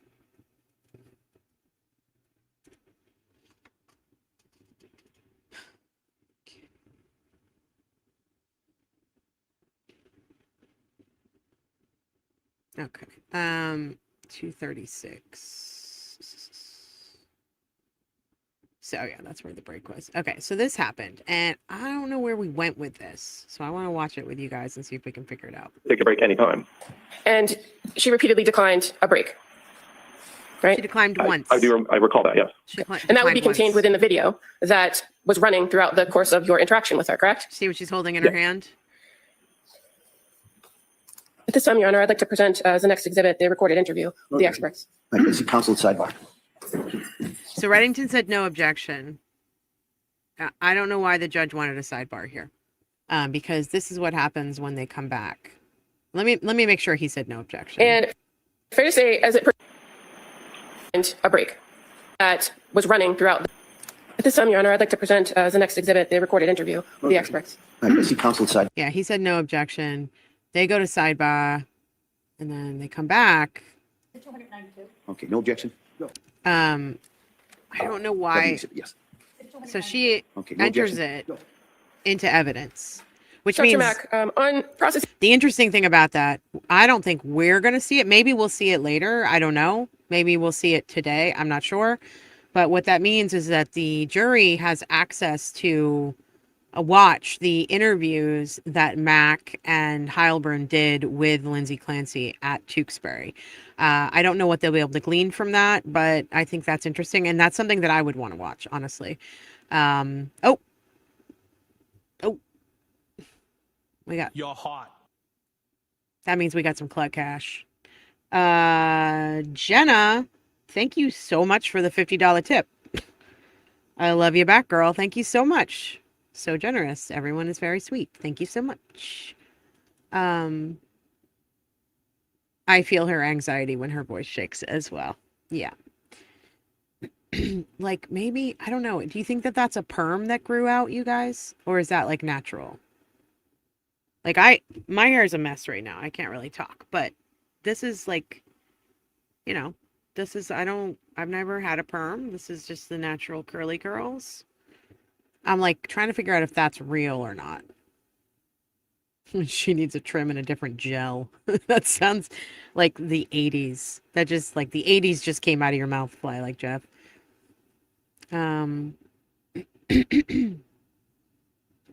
K-Red, big mad. Yep. Yeah, I'd really like to see some other photos from other cases she's tried to see if she wears a bow in her hair. I'm pretty sure has a bow in her hair because she mentioned Cora at the beginning in her opening argument, and it's just so gross to me. It's just so gross. Okay. What we're gonna do here, court goes on a break. Yeah, they go on a break, and when they come back, this guy, Heilbrunn, takes the stand. And this is a little tedious. I'm not gonna lie. He does make some interesting points though for the prosecution. I want to say that. So we are going to need to listen to some of his testimony. Let me see if I can jump around just a little bit though.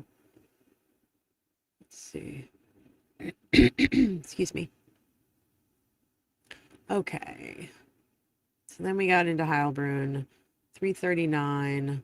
He goes through his qualifications and background. He does go through the diagnosis of bipolar 2, which I found fascinating that his counterpart did not agree with him on that. And I honestly think that Mac chose not to, I think he made a choice not to diagnose her with bipolar 2 because he didn't want to be able to have that qualifier, that the qualifier of postpartum or peripartum. And I think that's it. I think he just did not want to concede that. Let's see. Okay, well, let me get to 428. So this is Heilbrunn, and he has a very extensive history. He's been doing this for a very long time. He's pretty well spoken. He's a little bit slow. I've got it sped up to 1.5. So we'll see what happens here. But and when you say she was focused, the defendant was focused on medication resolving her problems, would that include talking to doctors about different medications to try, researching medications on her own, asking friends and family for tips on medications, things like that? Yes, all of those things. Okay. And then should we move on to number 6, the mixed evidence about diagnosis and the nature of her problems? Yes. And what were your major findings in that area? Thank you for the tip. Tim, I think your name is. Love the coverage. Love you back, Tim. Thank you for the $15. All right, get through it. These experiences. Over the course of the time that she was going through these experiences between mid-October and late January, she'd had a lot of providers offer a lot of diagnoses, and there were a lot of complicating considerations. So among some of the diagnoses that she'd been given were adjustment disorder with anxiety and depression, generalized anxiety disorder, major depressive disorder, bipolar disorder 2, postpartum depression, postpartum psychosis, post-traumatic stress disorder. That last one was not before January of 2023, but it's something that she has right now. And in addition to those diagnoses, which sort of implies that she has a disorder and she has symptoms, there were complicating factors. She had psychotropic medication with apparent adverse reaction. She had serious sleep deprivation over a 3-month period. She had between 5 and 8 months after the birth of her third child. She had anxiety about returning to work in the fall of 22. She was worried about leaving her baby for work, and he was not taking the bottle. And the other thing, which was important for her, is she was always someone who was she was into exercise. And she stopped exercising sometime in October when she started having these adverse reactions. Get the fuck out of here. Tell me this is not true, you guys. Tell me that Dolly Parton has not passed away. Tell me this is not true. Please tell me that's not true.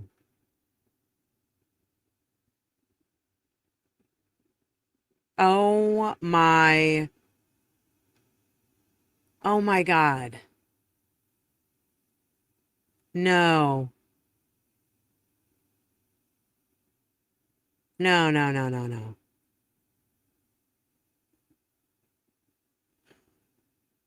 Oh my God. Guys.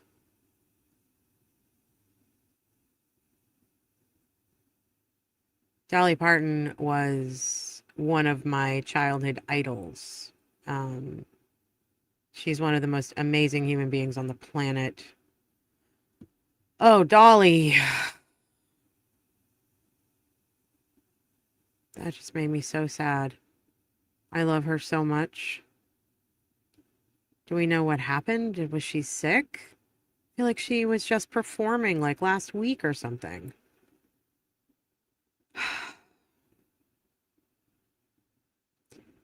Yeah, she gave the keynote address at Dollywood on March 13th.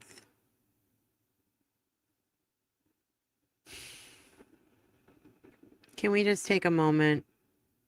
I don't know how you guys feel about Dolly, but she's been a huge influence on my life and her music, and she reminds me of my grandparents. My grandmother died this year. All right, can we just take 30 seconds to moment of silence it for Dolly? Do you guys mind? Okay, ready? Starting now.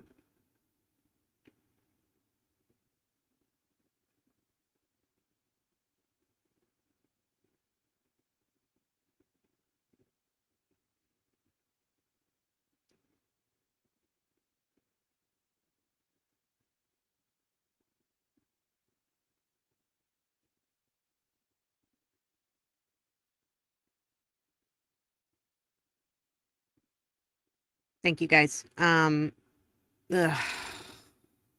I wish I could play some of her music for you guys right now, but we'll get demonetized, which sucks. I'm going to listen to Dolly for the rest of the day as soon as I get out of here. Oh my God, I'm like sick to my stomach. Blech. She was only 80 years old. That is friggin' sad. Yeah, our Ruby, when we first got Ruby, we adopted her from a rescue organization. They had named her Dolly because she'd given birth to 3 litters because she was a backyard breeder dog, and her little nipples were so long because she'd had 3 litters of puppies, and so they named her Dolly. That's what her name was when we first got her. Actually, let me show you guys a picture really quick. I saw this the other day when I was looking through my photos, and I thought I would share it with you. Screenshots. Where is it? There it is. This makes me so sad.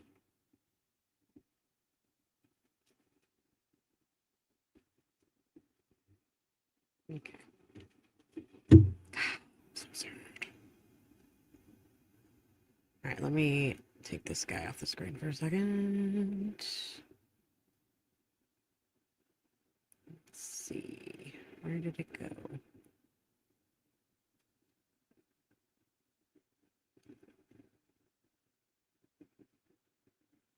Hold on. I don't know where I just put it. God damn it. Ugh, so sad.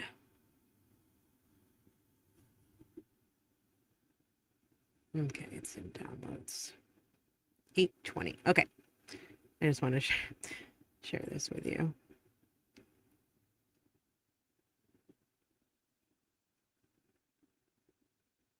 Where did it go? I'm so sorry, guys. I'm such an idiot. Hold on.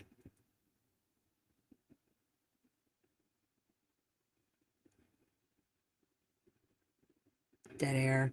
Dead air. You know what it doesn't let you do in StreamYard? You can't just like drag something onto the screen. I want to drag it onto the screen, but I can't do it.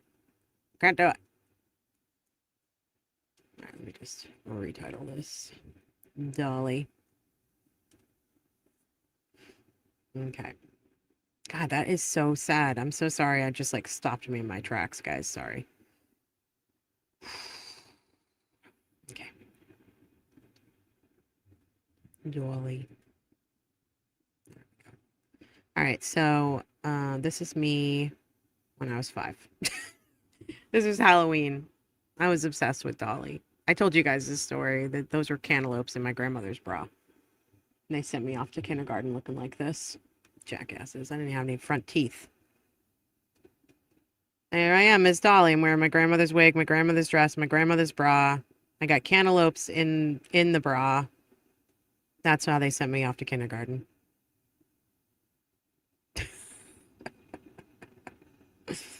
Oh, God, poor kid. Okay, let's get back to it. Oh, I'm so sad. Actions, but it's one of these things that it was a real difficult thing for her to handle when she couldn't do the running or the yoga or the Peloton or other things that she used to keep her anxiety managed. Were you aware that she was able to return to exercising on several dates in December and in January, going to the Kingsbury Club where she was a member? Yes, she was trying that. Yes. And is that something that, as putting on your clinician hat for a moment, is that something that you would recommend to a patient that in the situation that they try to do things like exercise to complement medication and therapy? Well, if it works. It does work for some people, and they use it effectively over the course of their lives, particularly if they have some anxiety that might not fully need treatment, but it's something that might interfere with your life a little bit. And what were your next observations? Well, if we could move on to the next slide, please. So here we have number 7, your diagnosis by bipolar 2 disorder. So was that your diagnosis of Ms. Clancy? It was, and it was hard because of all the diagnoses in the records and all the symptoms that she experienced and so on. To make a diagnosis of bipolar disorder or bipolar 2 disorder, which is a kind of a less serious way of experiencing bipolar disorder, you have to have identifiable mood swings. And one is a period of depression, which she certainly certainly had. So we don't need this guy to explain to us, again, bipolar, because Dr. Or Nurse Gelada was one of the first people to be like, well, I think she's bipolar. So basically what he does is he diagnosed her with bipolar alongside major depressive disorder and generalized anxiety disorder. Now, what we know from the DSM, if that's what Dr. Mack wants us to pay attention to, this psychologist is diagnosing her with bipolar 2 as well as major depressive disorder, which then post or peripartum psychosis or peripartum depression, anxiety, blah, blah, blah, can fall into as like a classification of major depressive disorder as far as the DSM is concerned. Internationally, they're a little bit smarter and they know that, and keep in mind, the DSM is there as a guidebook for the insurance companies to be able to categorize and, say how much they're going to pay, basically.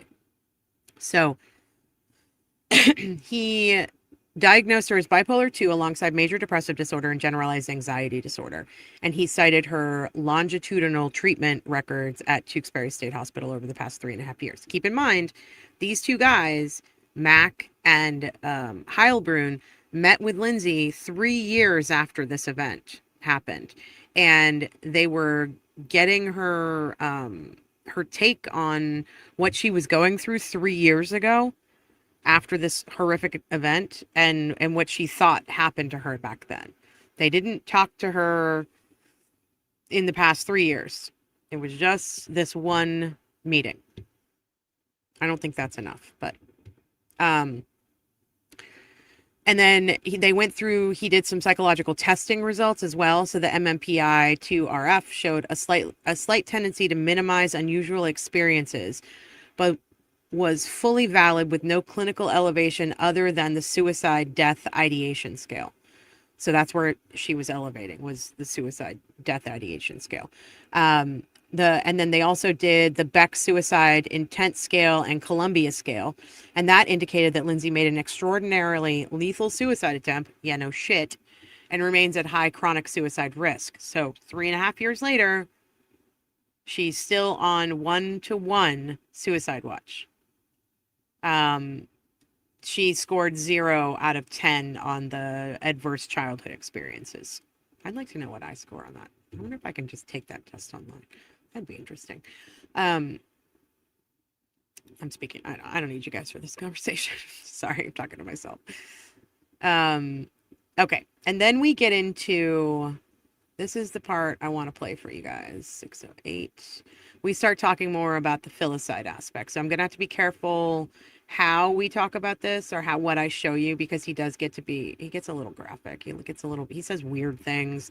He gets oddly emotional. It's very strange. I am uncomfortable with this guy. But then we have this huge explosive moment that happens that none of us were prepared for. And it turned crazy. So. Listen, sad and so on, is that she had been trying very hard since October to basically control the problems that she was having, and it wasn't working. It was not succeeding for her. Okay, and then there was something called the Lahani-Slade hallucination scale. And so she endorsed the following things. Sometimes a passing thought will seem so real it frightens me. Sometimes I get distracted trying to concentrate on my work. That was something she endorsed back in 22 and 23. I need to go a little bit. In the past, I've had the experience of hearing psychological testing results, and I'm going to move to the last item on the PowerPoint here, which is why it was important for me to. If you guys didn't see this yesterday, what I want you to pay attention to is the prosecutor. So we got Frack up here now. We got Haig. Sprague. I said Haig. She belongs in the Hague, in my opinion. Sprague he skips over something on one of the slides, and I want you to pay close attention to that, to his response and her asking the question, do you want to focus on what you just skipped over? And he's like, no, not really. So pay attention to those moments. They're coming up here. To consider her motivation for killing her children. And this is something that, if you look at Lindsay Clancy, would be described as so out of character that I just like to know what could possibly have been going on. Because, for instance, when I talked to her and talked to her husband as well about how do you discipline your kids. It was never spanking. It was never hands-on. It was never anything like that. They both felt bad when they yelled at the kids. So it was one of those things that to imagine her doing something like this is really seems so out of character that I thought it was very important to try to figure out why it might have happened. So this is how I approached it. The other thing about the why question is it could well be something that is valuable to know when we're thinking about whether she understood that something was wrong, or when she was thinking about whether she could conform her conduct to the requirements of the law or control herself. The why question seemed important. So if I could have the next slide. Sure. And in evaluating the why, did you come up with 2 possible explanations? I did, yes, which is on this slide. And so can you explain that, please? I can, yes.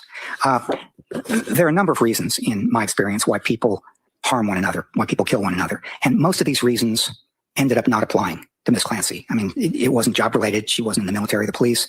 Didn't have to do with money or property or fame or anger or being callous or abusive or being afraid or doing it himself. None of those there was any evidence for.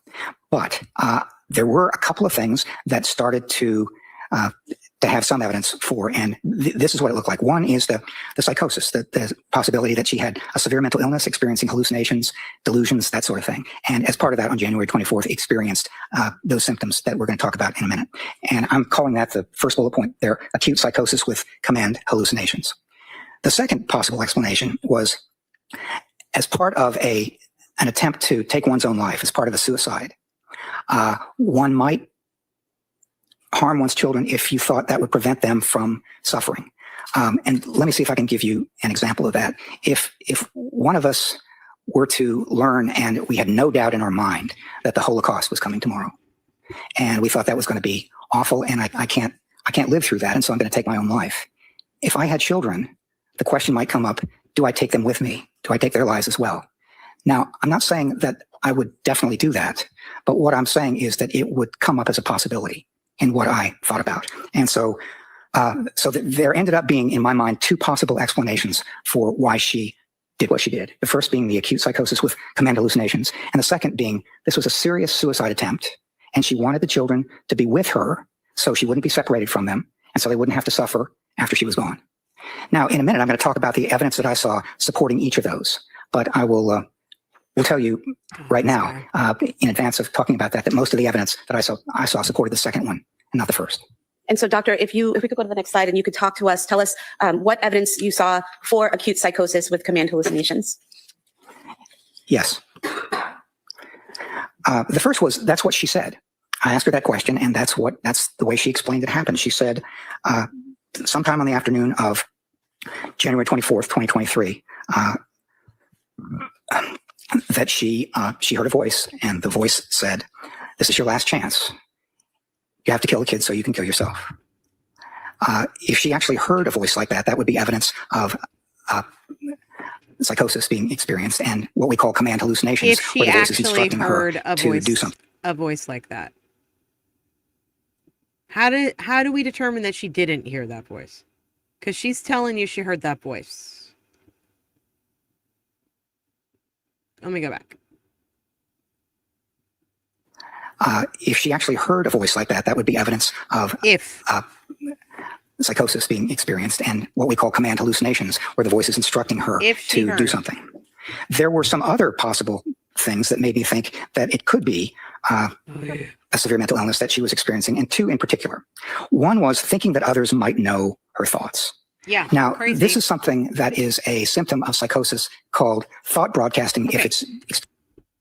So he's right off the top, he's brought up 2 things that can be psychosis, but he's saying it's not.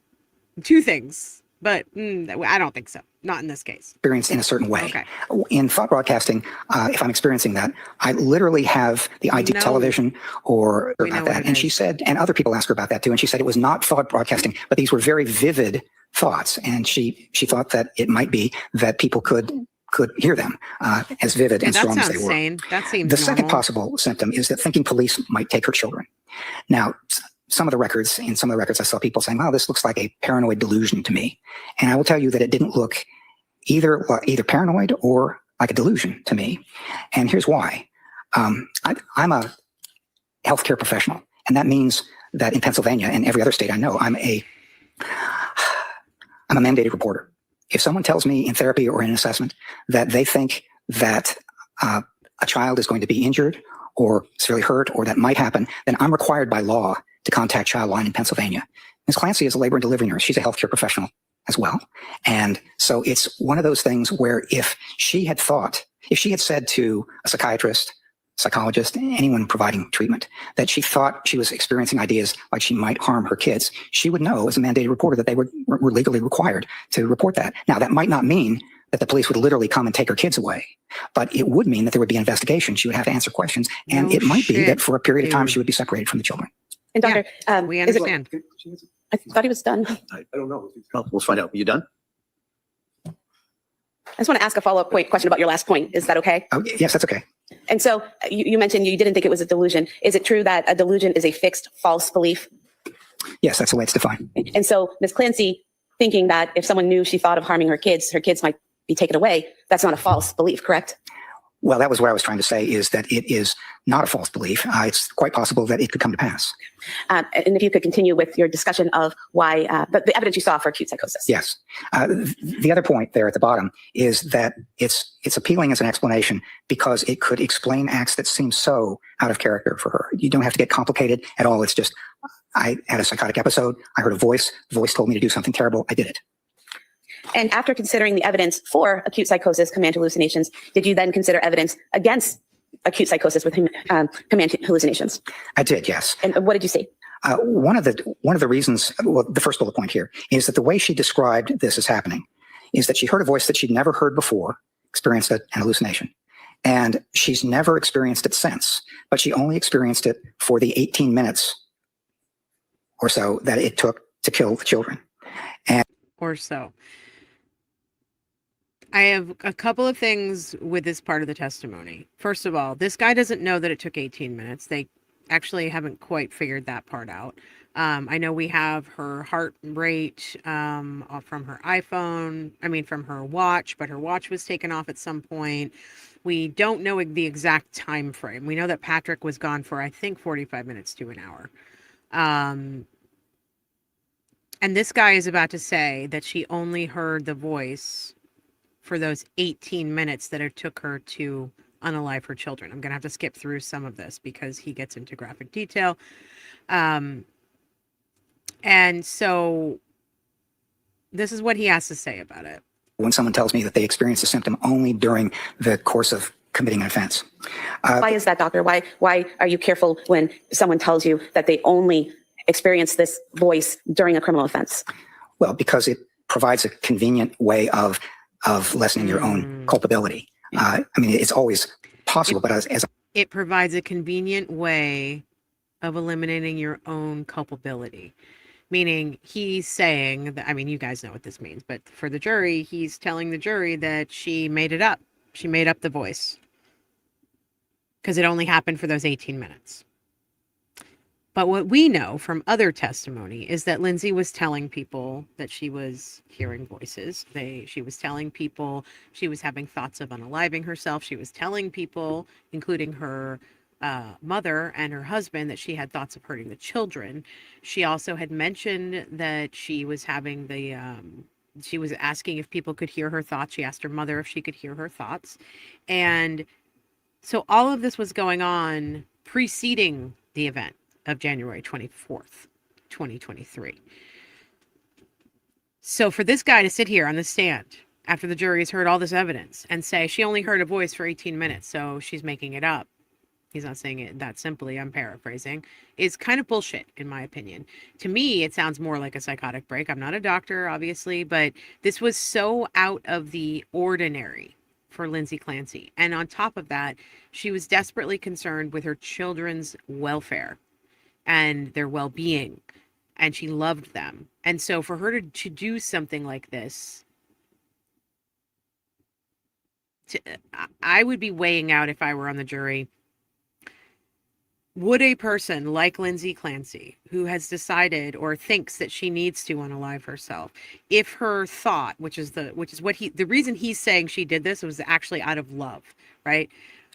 The thought is, I need to not be here anymore. I need to unalive myself. And I cannot imagine, and I don't want to put my children through somebody else raising them, not even their father or their grandmother or anybody else. So I've got to take them with me so that I can take care of them in heaven. And when I'm saying in heaven, that's because that's what Lindsay was thinking. So there's that. And then the other side of that is,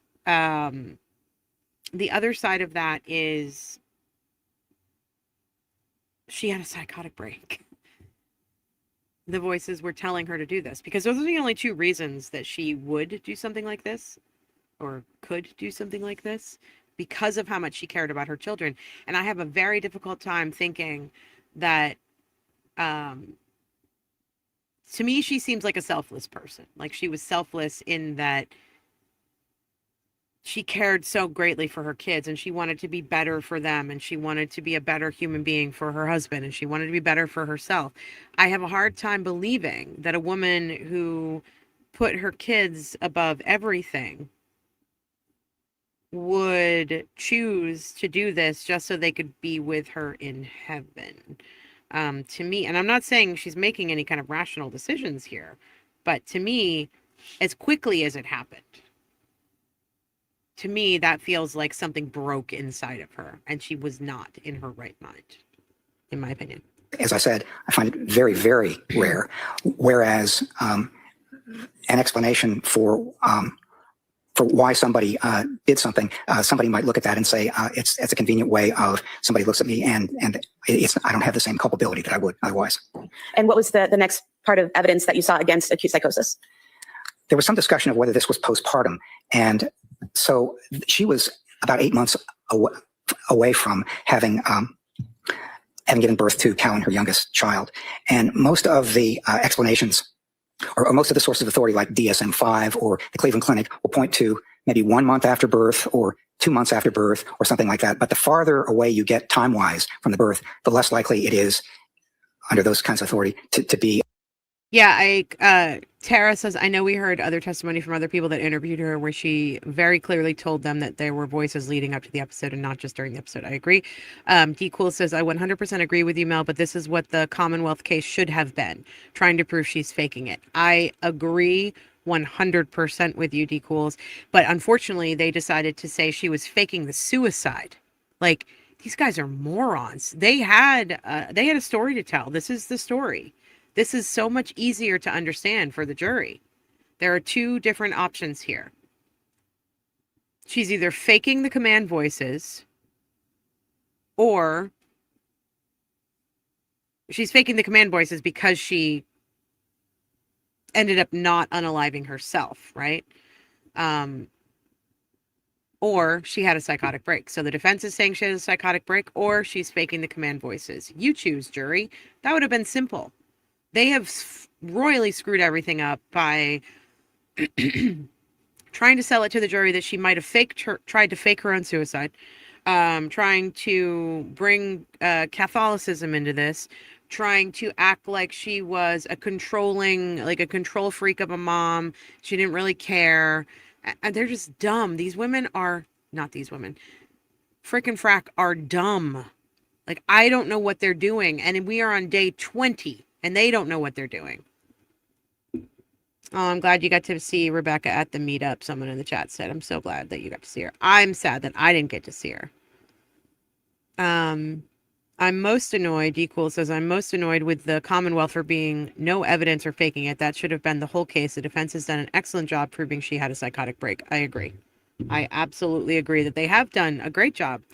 I don't know. I mean, for me, it's the Commonwealth case is like boom, boom, boom. It's all over the place. We're going to pull at this one. We're going to pull at this one. We're going to pull at this one. Whereas Kevin Reddington, throughout, he keeps saying the same words over and over and over again.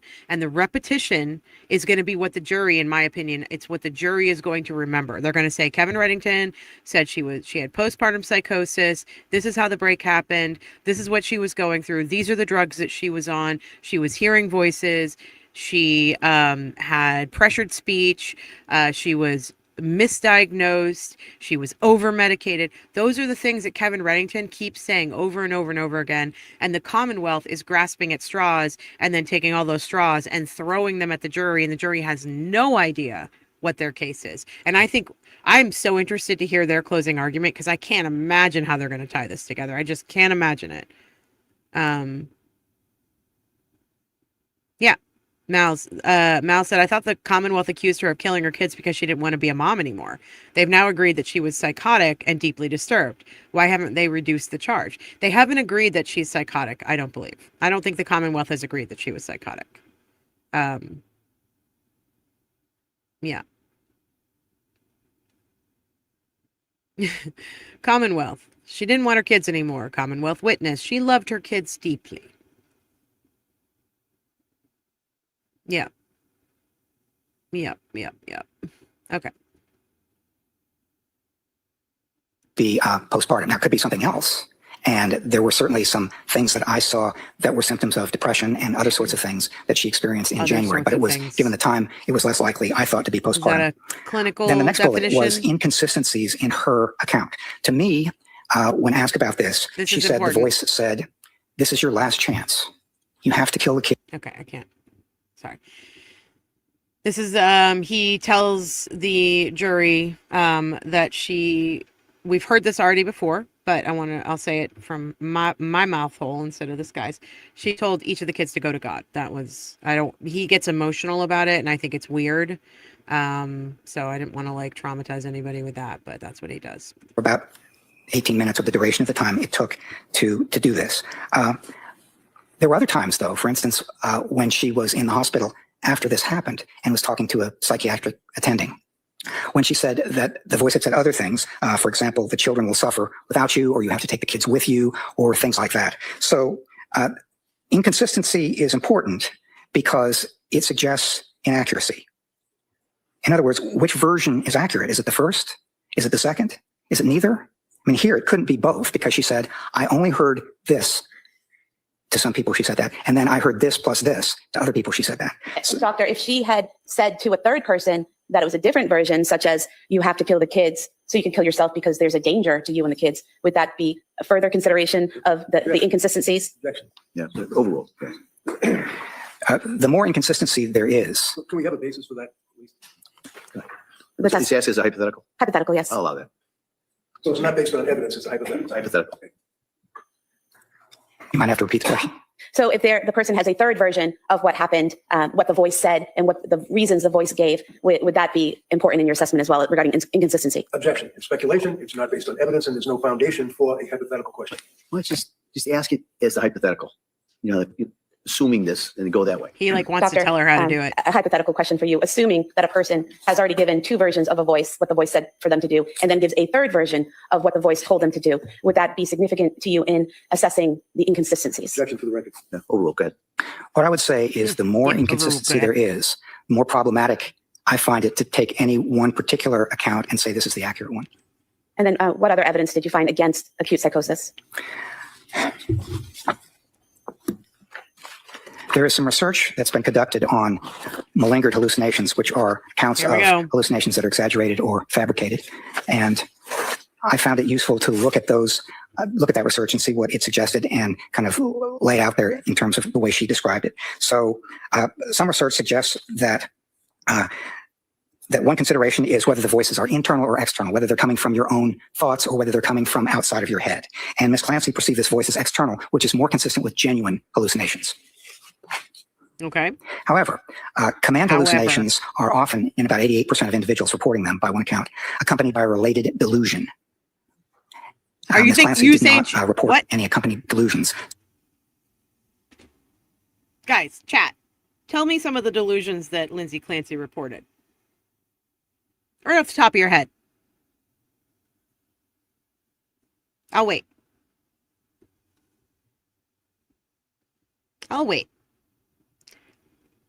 I'm going to repeat I'm going to play this one more time. Delusion. Delusions are often, in about 88% of individuals reporting them by one account, accompanied by a related delusion. Ms. Clancy did not report any accompanied delusions. So thus far, you've got 1 point. Except for the delusion that people could hear her thoughts. except for the delusion that, let's see, from her diary, the delusion about, allowing her child to put her child on a sleep schedule would be bad, and she was a bad mother. The delusion that she wasn't able to drive because of what was going on in her head, the paranoia her children were going to be taken away, someone was talking to her. What? I mean, we're sitting here and we can list off 3 or 4 or 5 of them already. Yeah, exactly. She was afraid sleep training was going to ruin her son's future. Another delusion could be, if you want to go with, if this doctor is going to go with the theory that she lovingly unalived her children, meaning she thought they would be better off if they went with her into unalive world, then that's kind of delusional, wouldn't you say? Point for genuine and 1 point for possible exaggerated. Then there's frequency and control. Genuine psychotic hallucinations are more often intermittent than constant. They'll come and they'll go.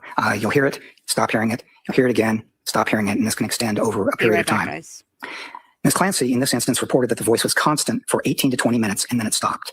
It had not been experienced before, and it has not been experienced since. And she also did not report having any control over the voice or over her actions in response to the voice. Then the next item is content. So genuine hallucinations are often familiar, use both genders, and are clear rather than vague. Ms. Clancy described this voice as clear, but it was unfamiliar and it was a single male voice. So that was sort of mixed. I'm not counting it as one direction or another. And then finally, reaction and coping. Individuals who experience hallucinations like this often try to reduce their influence in different ways. Could be praying, could be listening to music. And while those who inaccurately report the experience of such hallucinations often do not describe coping mechanisms. And Ms. Clancy didn't report any attempt to stop the voice or distract herself from it or what have you. So there were about 3 points on which her account more closely resembled exaggerated or fabricated hallucinations. One where it looked more genuine, and one that was kind of mixed. If I could ask you a question, you said that there were more points indicating malingering or exaggerating the existence of the voice. But earlier you testified about your psychological testing of Ms. Clancy, and it showed minimization, and it didn't show malingering. Could you explain how those two things could occur in the same person at the same time? Yes.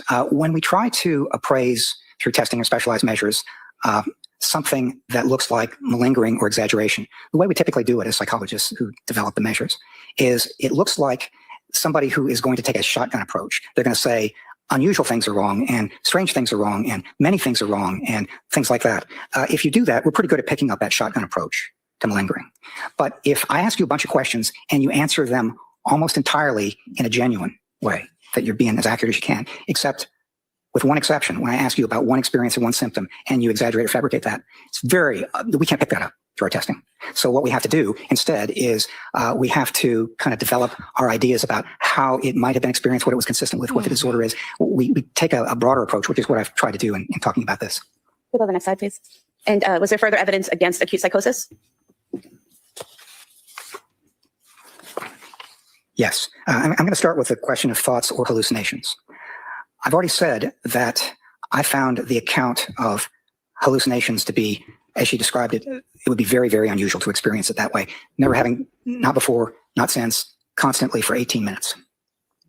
However, if this was a thought, an unwelcome, intrusive thought, but still a thought, that's basically this is your last chance. You have to kill the kids so you can kill yourself. Then that would be consistent with thoughts that she'd been experiencing for some time. She'd been having thoughts about harming herself, that she was, it was going to be very difficult for her to do this in a way that was that made sense. She was experiencing thoughts about hurting herself because her brain might have been damaged. She was experiencing thoughts about hurting the kids. She was experiencing all sorts of unwelcome thoughts. If that were the case on January 24th, if these were thoughts, then that would be consistent with what she'd been experiencing for months before.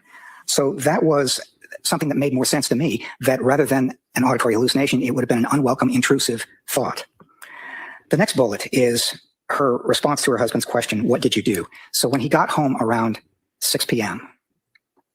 on January 24th, and the house was quiet, and he went in, thought, Okay, buddy. We don't need your dramatization of this, okay? Okay, so he's saying Patrick went out, he looked around the house, couldn't find her. Bedroom door was locked, he found her outside. and he said his first question was, what did you do? And her response was, I tried to kill myself. Now, I thought that if she had actually experienced this command. Hold on, I just want to make sure that. Found the bedroom door locked. So he's saying and this is the way I understand to have happened. He ran into the house. He got home around 6. The house was quiet. He went in, thought people might have been playing hide and seek with him, called downstairs, didn't get an answer, went upstairs, found the bedroom door locked, opened, ran downstairs, and he saw his wife lying there semi-conscious, right? His first question was, what did you do? At this point in time, Patrick doesn't know that she has hurt the children. And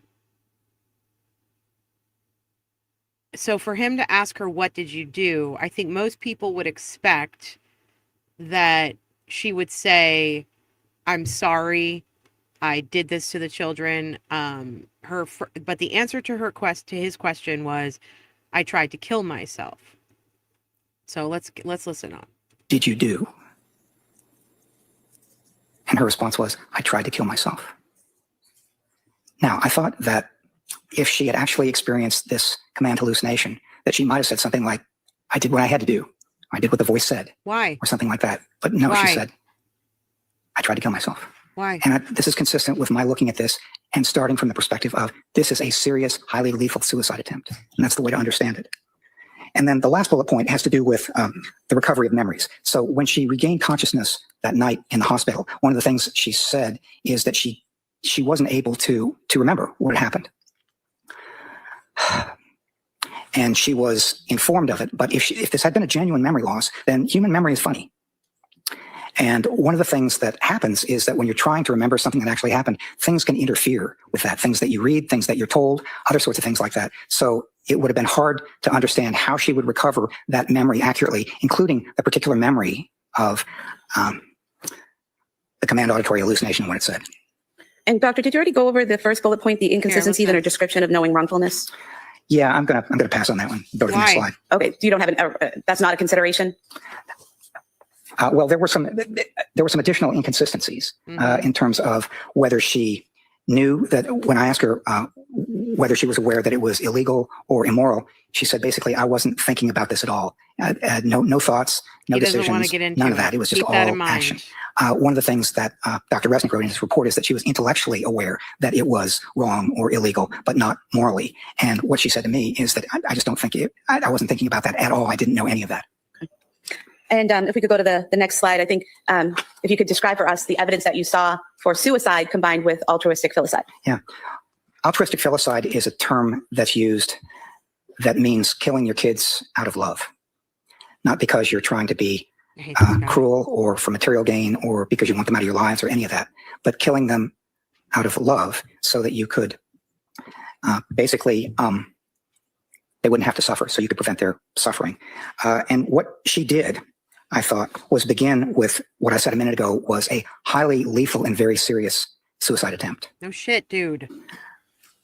And that was preceded by months of thoughts and impulses about you should harm yourself, you should kill yourself, your brain is damaged, that sort of thing. And that, I think, is the beginning of the way to understand what happened that day. The second point is that, as I've said before, she didn't like to leave her children. Whether that was what for new mom does. Date night or school or going back to work or anything, she did not like to leave her children. And if she had taken her own life, then her children would have been without her, and she thought that they would suffer. And she'd been having these thoughts both about herself and about her children over a several-month period. Another mother, another normal mom. This is not live. This is from yesterday, so you can go back and listen and catch up. We're going to be wrapping it up here in the next half an hour. Period. And the other thing that I will say is that she was in pain. No She was shit, suffering. dude. No She was shit. doing a little bit better than she had been before she went into McLean, but she was still in pain. She was suffering. I think she was even desperate. And that is something that is often characterized as people who try to take their own life. They're in pain, they're suffering, and they're trying to put a stop to it. And I think when she decided at some point that she was going to put a stop to it, then she had to answer the question of what to do about the kids. And she didn't want to leave them. And she was convinced that they would suffer without her. For the next slide. And further evidence that you saw for the suicide combined with altruistic filicide? There was. One of the things that she said when asked about what happened.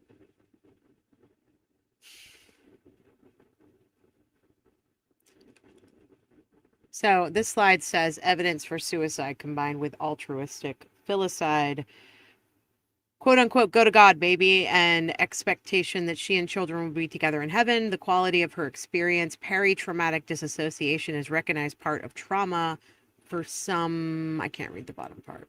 Happened is that in the course of. Okay, this guy, I can't, when he says this, the reason why I just read this to you is because I don't want him to say it, which is really uncomfortable. But here is the big moment of the day.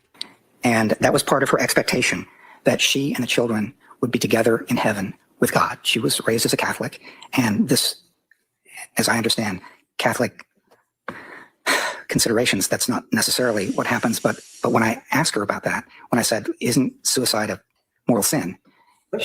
Yeah, I see counsel over here. God, they did it again, you guys. They freaking did it again. So here's the thing. This guy, I don't think he wanted to go there.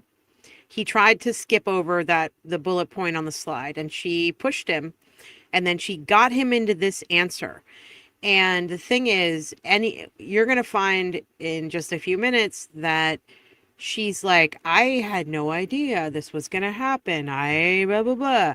The thing is, she's read his report. This is in his report because the words have been said already in this court, and they have already been warned about this. This is insane to me. He is not an authority on Catholicism. He's not an expert on Catholicism. He doesn't get to talk about Catholicism. And Reddington gets out his objection, and the judge is like, yeah, get over here. This is bullshit, is basically. The judge is pissed, okay? So basically what happens is they're at sidebar. I wish I could see what was happening at sidebar, because I'm sure he's like reaming them. They let the jury go. They take a break. He goes into his chambers. He goes into his chambers a couple times.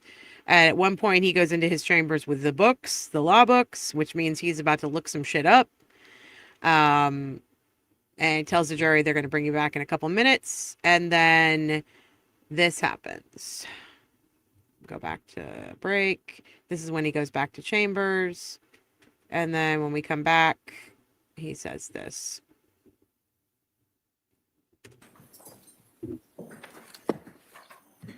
This court is back in session. Please be seated. Your Honor, for the purpose of the record, we return back to the trial of Commonwealth versus Lindsay Clancy. All parties are present, excluding the jury. All right. After the following sidebar conference, I think the defendant made a motion. I'm going to allow argument in regards to the motion. I'll hear first from the defendant, and then I will hear from the Commonwealth. Mr. Reddington. Thank you, Judge. Your Honor, this has been obviously a long trial and a lot of work on the part of everybody involved, from the court to the staff to the prosecutors to myself, and needless to say, the strain on Lindsay Clancy. I have to move for mistrial reluctantly. The reason is that this is intentional misconduct on the part of the prosecution. You know that this whole idea of injecting Roman Catholic faith, the concept of mortal sin, into this trial occurred, I don't even remember now, about a week ago. And yep. I objected, but before I could get the objection out, Your Honor had us at the sidebar at the same time, and very forcefully, in my opinion, indicated to the jurors that they should not consider that to any degree. At the time, I put on record the fact that I did not feel that, I felt that the court's instructions were sufficient. They were forceful, they were right on point, and we moved forward without a motion for a mistrial. I made a tactical decision. But unfortunately, at this point, it's a concern I have, because this is just over the top. It's the same thing again, talking about religion, talking about heaven, talking about killing people and the impact or the effect that it would have on Lindsay as well as her children. The fact that this is not the first time that it occurred during the trial, and the prosecution has previously brought up the concept of mortal sin. Based on your ruling in the past, in conjunction with the fact that they brought it up again, I believe it was intentional misconduct, and I feel that the court should grant the motion for mistrial. All right, thank you. Kamal? Thank you, Your Honor. This The question I asked the witness did not ask for any testimony about religion, about Catholicism, about mortal sins, or anything like you that. knew it was and coming. The slide is still up on the screen. There's nothing on the slide about Catholicism, about mortal sins, about any of that. The witness was explaining his reasoning. I don't think it was intentional on part of the witness either. If we look at his interview of Ms. Clancy, one of the Despicable. things that this witness has to do is determine whether the defendant knew the wrongfulness of her conduct. And that can be either that it was criminally wrong or morally wrong. And he explored that with her in the interview and asked her about whether she knew it was legally wrong. And she said she had no concept of legal consequences. And then he went on to ask her about moral wrongfulness and about her religion and whether she knew it was morally wrong. And she did say that she had knowledge that suicide was considered sinful. So I believe that's where the witness was going and trying to explain his reasoning. I don't think he was intentionally trying to inflame the jury or cause an issue in this case. I know I certainly wasn't, because I didn't ask a question about her religion or a question that would invoke that kind of response. I asked him to explain what was on the slides, and that's not on the slides. So there was no intentional conduct by the Commonwealth. That was not where I intended to go with this questioning. And I don't think that the witness intended to do any harm either. He was just explaining his rationale. Do harm, so I would ask that the jury be instructed to disregard that was the fucking answer, and I can speak to the witness and tell him not to talk about that reasoning for behind his thoughts, Listen that he can testify says. about his conclusions, but to leave that portion of his reasoning out of his testimony. Well, here's a concern I have, is what the witness did say in regards to go to God, baby, go to God. That was statements that had been made in evidence already. And then he indicated that was part of her expectation, that she and the children would be together in heaven with God. All right. Now we're getting a little closer to problematic area. Then he testified she was raised as a Catholic. And as I understand Catholic considerations, that's not necessarily what happens. How is any of that proper at this point? Right. But it was not, I'm not going to declare a mistrial at this time. What I am going to do is I'm going to bring the jury Probably in. for the best. I'm going to tell them to disregard it. I'm going to tell them that's an inappropriate area of inquiry, and that this witness's understanding of Catholic dogma or Catholic teaching is irrelevant. There's no evidence of his background or training or having been to the seminary or any of that. And so I think, and that's where he injected that. And so I am giving that. But the Commonwealth, I'm going to strongly, and perhaps the strongest language, talk to him and let him know that he can't go into that. And then my thought is, I'm going to bring the jury back in. I'm going to give them that instruction, and I'm going to send them home. I don't want them leaving here today with the last thing they heard was a discussion about this witness's understanding of the Catholic teaching. That's not the last thing they're going to hear. And so my thought is that as best I can is to address that and minimize the damage or prejudice, because I do presume that this jury will be able to follow those instructions. So that would be my thought. We'll come back. That will give the Commonwealth. If there's a Catholic in the jury, and I know there's probably at least one, they're like, oh shit, is it a mortal sin? Oh, this is the moment. Oh my God, we just found it. Sorry, this is the green dress moment. Watch this bullshit. They're bringing the jury back in, okay? They're bringing the freaking jury back in.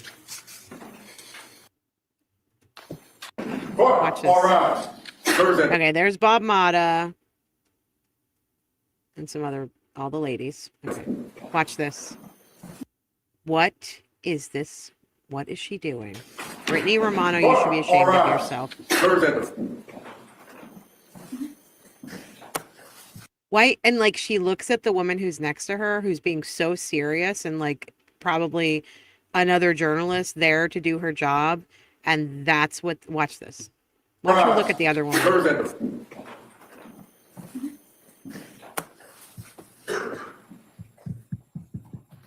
The fuck is wrong with her? Can I make this bigger? The fuck is wrong with her, you guys?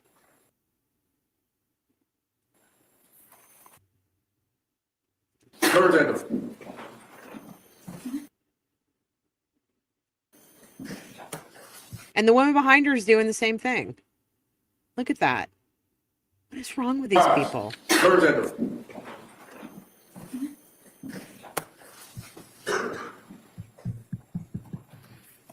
Ew. It's disgusting. I hate it. I hate it. Ugh. Okay. This is what the judge tells the jury, and then it's over. We're done. All parties are present, including the defendant and including the 18 jurors. All right. Well, members of the jury, just before we broke, there was some testimony from that last witness. And I just want to give you some instructions in regards to that testimony. And I just wanted to let the religion that the defendant was raised with is absolutely an inappropriate area of testimony. It is to be stricken. It is not to be considered. I can't be any more clear than that. It cannot be considered. Secondly, the witness's understanding of Catholic teachings and considerations, again, is immaterial. It's irrelevant. It is to be disregarded based on that testimony. All right. And so because we had a little bit of a delay through this, what I'm going to do is I'm going to excuse you until tomorrow. All right. And so the thought is we'll come in, we'll finish up with this witness. I believe the Commonwealth has another witness at that point. And then we'll talk about where we go. I apologize for any kind of confusion or delay, but I just wanted to make sure you had those instructions with you when you left here today. All right. So I'm sorry, but so I'll see you tomorrow. Thank you. Oh. All right. When he says, I'm sorry, and he touches his chest, like, I think he's getting emotional. I think he feels bad for this jury. I think he feels bad for everybody in this courtroom because of what these prosecutors are dragging everyone through. It is despicable. I think that probably after court, maybe frickin' Frack should go out and have a couple of drinks with Green Dress Girl, because they're all about the same, in my opinion. So anyway, I explained this yesterday on the live. My thought is this. I think I've been saying this since the beginning. I'm just going to put that on record. Rebecca disagreed with me. I've been saying this since the beginning. I think the prosecution is trying to throw this case because, and by throw this case, I mean they want a mistrial. They want a mistrial without prejudice so they can try this case again and fix all the mistakes they made in this case.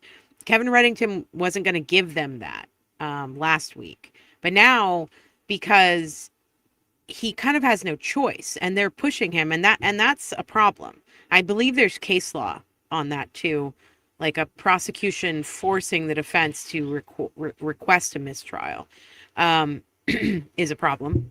But I also think that there's case law on it.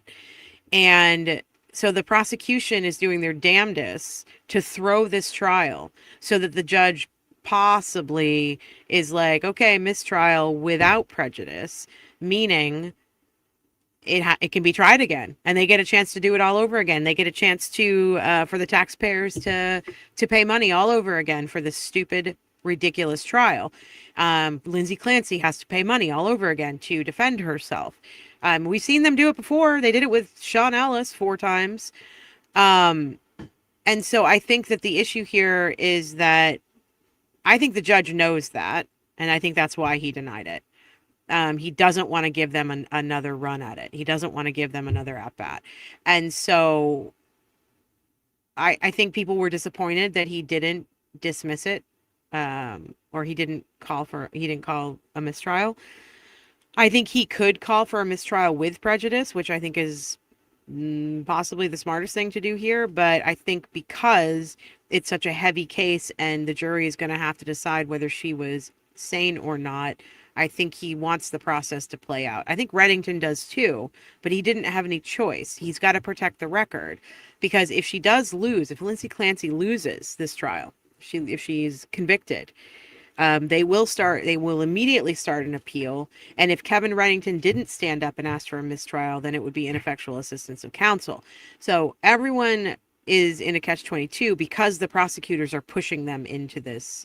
They knew that the mortal sin aspect of this was in their report, because these guys talked about the religious aspect. They talked about her understanding the morality of it. So she knew it was in there. She knew it was coming. That's why she asked him about the slide. I think she wanted to pawn it off on the doctor so that he would be the one that was in trouble and not her. And she could use the excuse, "Oh, I didn't ask him the question. I didn't tell him to say that. I didn't want him to say that." It's like, plausible deniability in this situation. So I think that's what's happening here. I think the judge made the right call, because if he had given them a mistrial, I don't think he can give a mistrial right now with prejudice. So he's got to, if he does anything, if he gives a mistrial, it's going to have to be without prejudice. So I think that was the right call, unfortunately. And what I do know is that we got back to it today. I was watching some of the testimony before I came on with you guys, and we're going to go over all of that tomorrow. I don't know what to expect for tomorrow. I'm going to go and get caught up on what happened today. If closing arguments happen to be tomorrow, obviously I'm going to be covering them live. But I feel like they're going to need a day in between because they have to do a charge conference. They have to come up with jury instructions, all that stuff. So, you know, hang tight.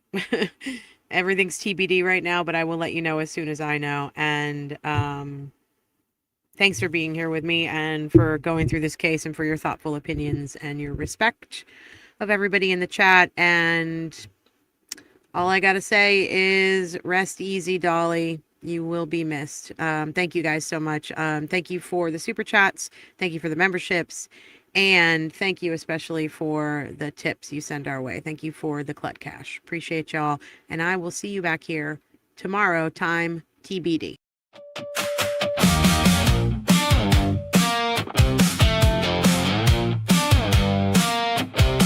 You hear a verse and a break in the story.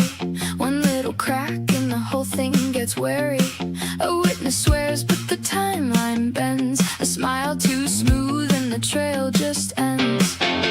Mel Barrett says, hold up, look again.